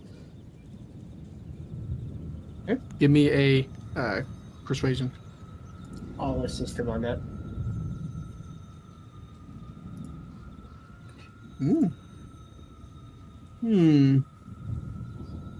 Curious. You have the bearing of a man who tells the truth. But my most trusted servant, Izek, I don't know that he would lie to me about such things. What proof have you? No, go ahead. He just says, What proof have you of this crime that you claim occurred? Well, we could reach out to multiple eyewitnesses to claim that we were wearing these items that have been stolen. The orphan, the woman who runs the orphanage, what was she? The sister to the current burgomaster of the village of Barovia, just to name a few. That would do. If you bring me evidence that Izek has stolen from you, then I will deal with it appropriately. What if we were to actually get the words from Izek himself and you were to hear it from his own mouth? You claim you can get Izek to say he committed a crime? It's possible. Make him feel guilty for his crimes. We are a town of laws, and we abide by those laws. Izek makes sure of it. You are telling me quite the tale. I will hear you out because your pleas have swayed me, but I need proof. And yes, if Izek indeed were to claim he did these things, then of course he would be punished appropriately. So I'm assuming if we get you this evidence, you will make sure that all is well. All is well. And he just kind of smiles at you. I don't give like a little bit of a nod. And by the way, since you brought it up, just know I am moving the festival to tomorrow evening. Now that I've seen you, I will expect your attendance. Yes? I'm quite excited for this festival. I'll be there. I'm sure Izek will be there as well. Very good. So if you have nothing else to bother me with, I have a lot to do. Oh, and I'll take a look back. Yes, the burgomaster appears to be a very busy man. If we have nothing else for him, let's get out of his hair. He's been quite gracious to see us on such short notice. Yes, I have. Very well. We shall leave, and we shall get the evidence necessary. Well, don't tell me you're going to go. Just go. And then he just sits down and starts writing on a piece of paper. Oh, and I'll give like a half-cocked like bow, curtsy kind of thing, and then head on out. I will just kind of just straight up walk out and back down the stairs. Are you guys leaving the burgomaster's mansion, or are you doing anything else? I think it'd be for me. I think it'll be better to get the evidence to prove of Isaac's wrongdoing sooner than later. I'm not too sure about you, Owen. Well, I think our best bet is to head towards the orphanage. There's a lot of children there that saw us and can probably correctly describe what we were wearing. Could point out, that the guard captain is wearing one of our objects. So I say we head that way. Perhaps stop by the stocks and inform the others. Sure. Very well. If you want to head there, I will.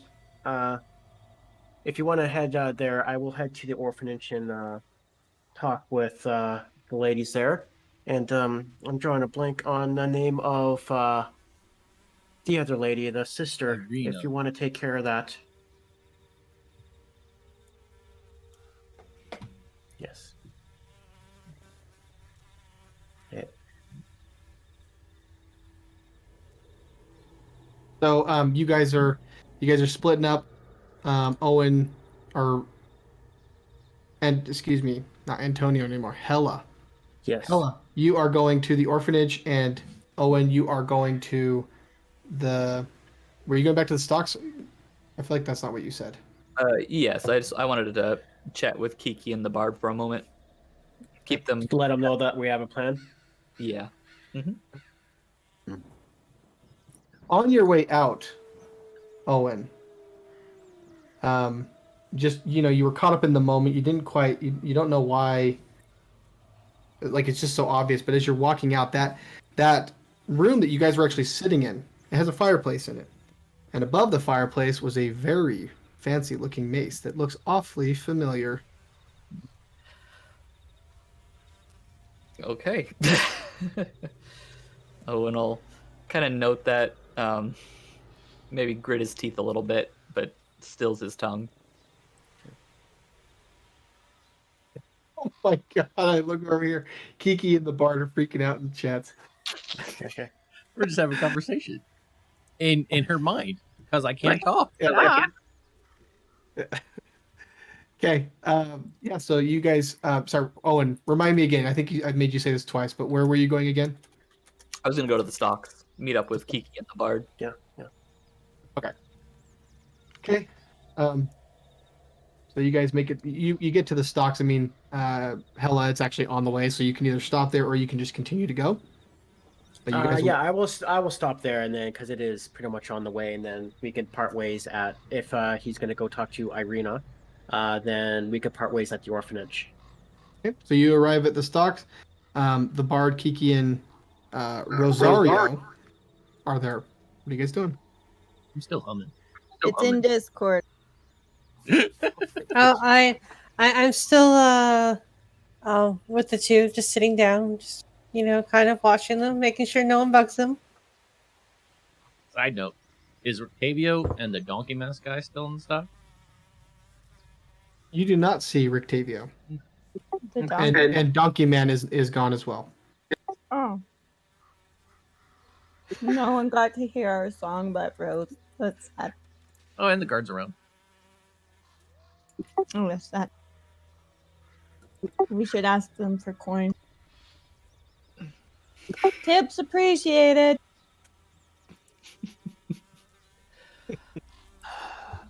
I see you guys are stirring up trouble here. I'll just nod.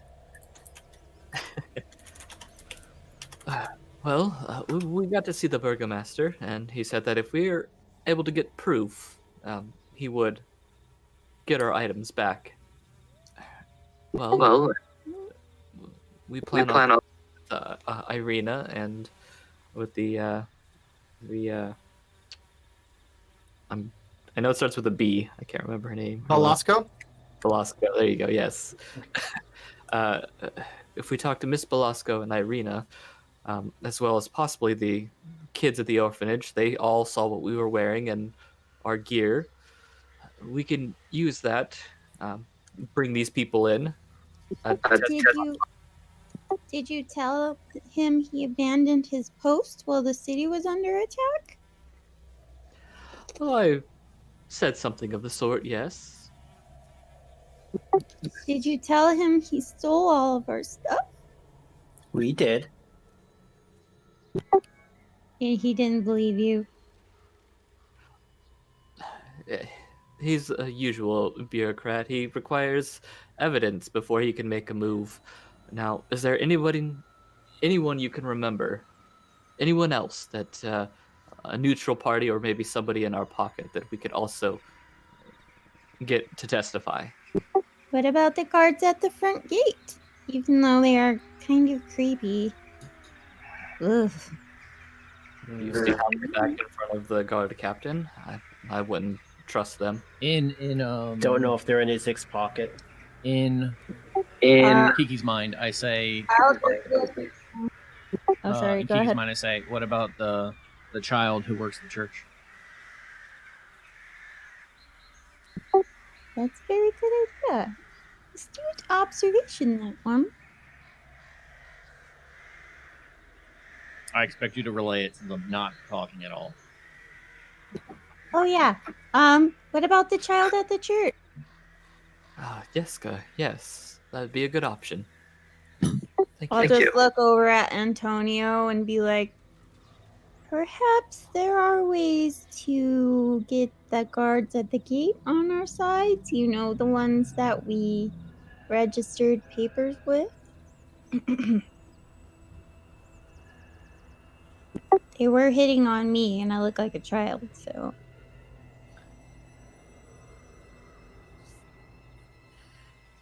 Antonio's like this. Is he supposed to be like some really hot chick or something? Yeah, I'm a female character now. You do have very nice hips. You could use it to your advantage. I guess I could.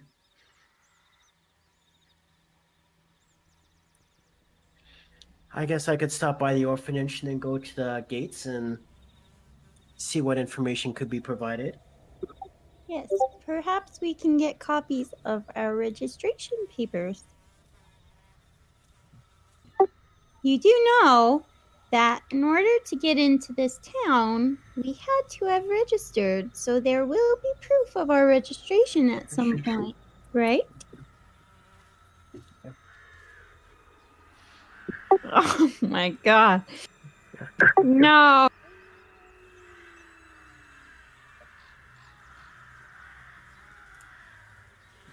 Oh no. Who knows? What? Who knows? My shit was Don't check stolen, the Drew. Discord. My shit was stolen. I'm constantly calling the captain of the guard a coward. Bad DM. My eyes. I need to roll a Constitution saving throw after that. That depends on whether or not the registration paperwork has already been burned or not. Yes. And if we let them give them an advance notice that we're looking for it, that gives them time to destroy it. Unfortunately, guys, let me change that. Okay, unfortunately, guys, I do have to go now. I do have to wake up really early, and I was at work really late. No worries, you're all good, Rose. Okay, bye.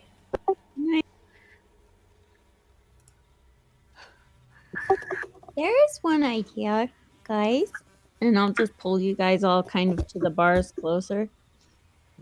Hey, remember when I hid that letter from you know who? Wink. Perhaps one of you can plant it on Isaac, and we'll have proof that he served Strahd.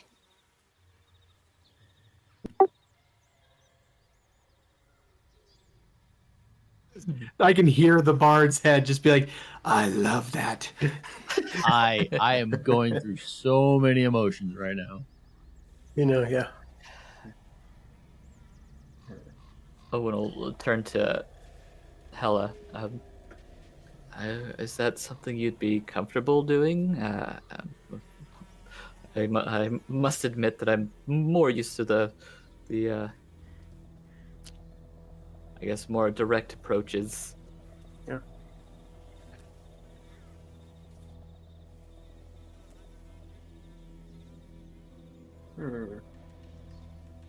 I think we could maybe set him up for, depending on what happens, set him up after the fact. But let's get your stuff back first. Look, I don't like deceit as much as you guys, but you saw that he's not very reasonable and he burned one of his own guards alive. So, I think we're doing this town a favor by being sneaky and underhanded. I'm gonna go whisper something into Kiki's ear, and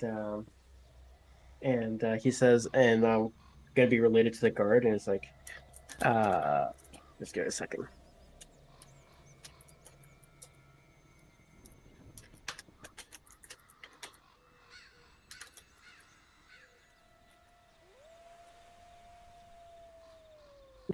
How high up are these bars, by the way? Do I have to stand on the bar's shoulders just to see over the wall or something? Or is it just like a full door of bars?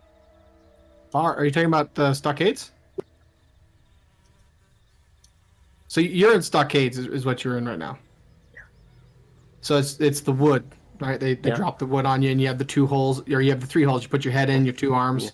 Yeah. I'm gonna whisper that to Kiki. It's true.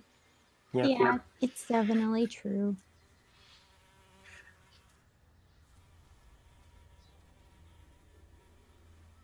What's happening? What do you guys want to? So what do you guys want to do? I'm gonna make my way to the orphanage and try to see if I can get there to testify on our behalf. So you're heading to the orphanage. Owen, what are you doing? I guess he's gonna head back towards the church so we can find Yeska and Irina. Okay. So we can do that. I think this is actually a good spot to call it. 8 minutes before.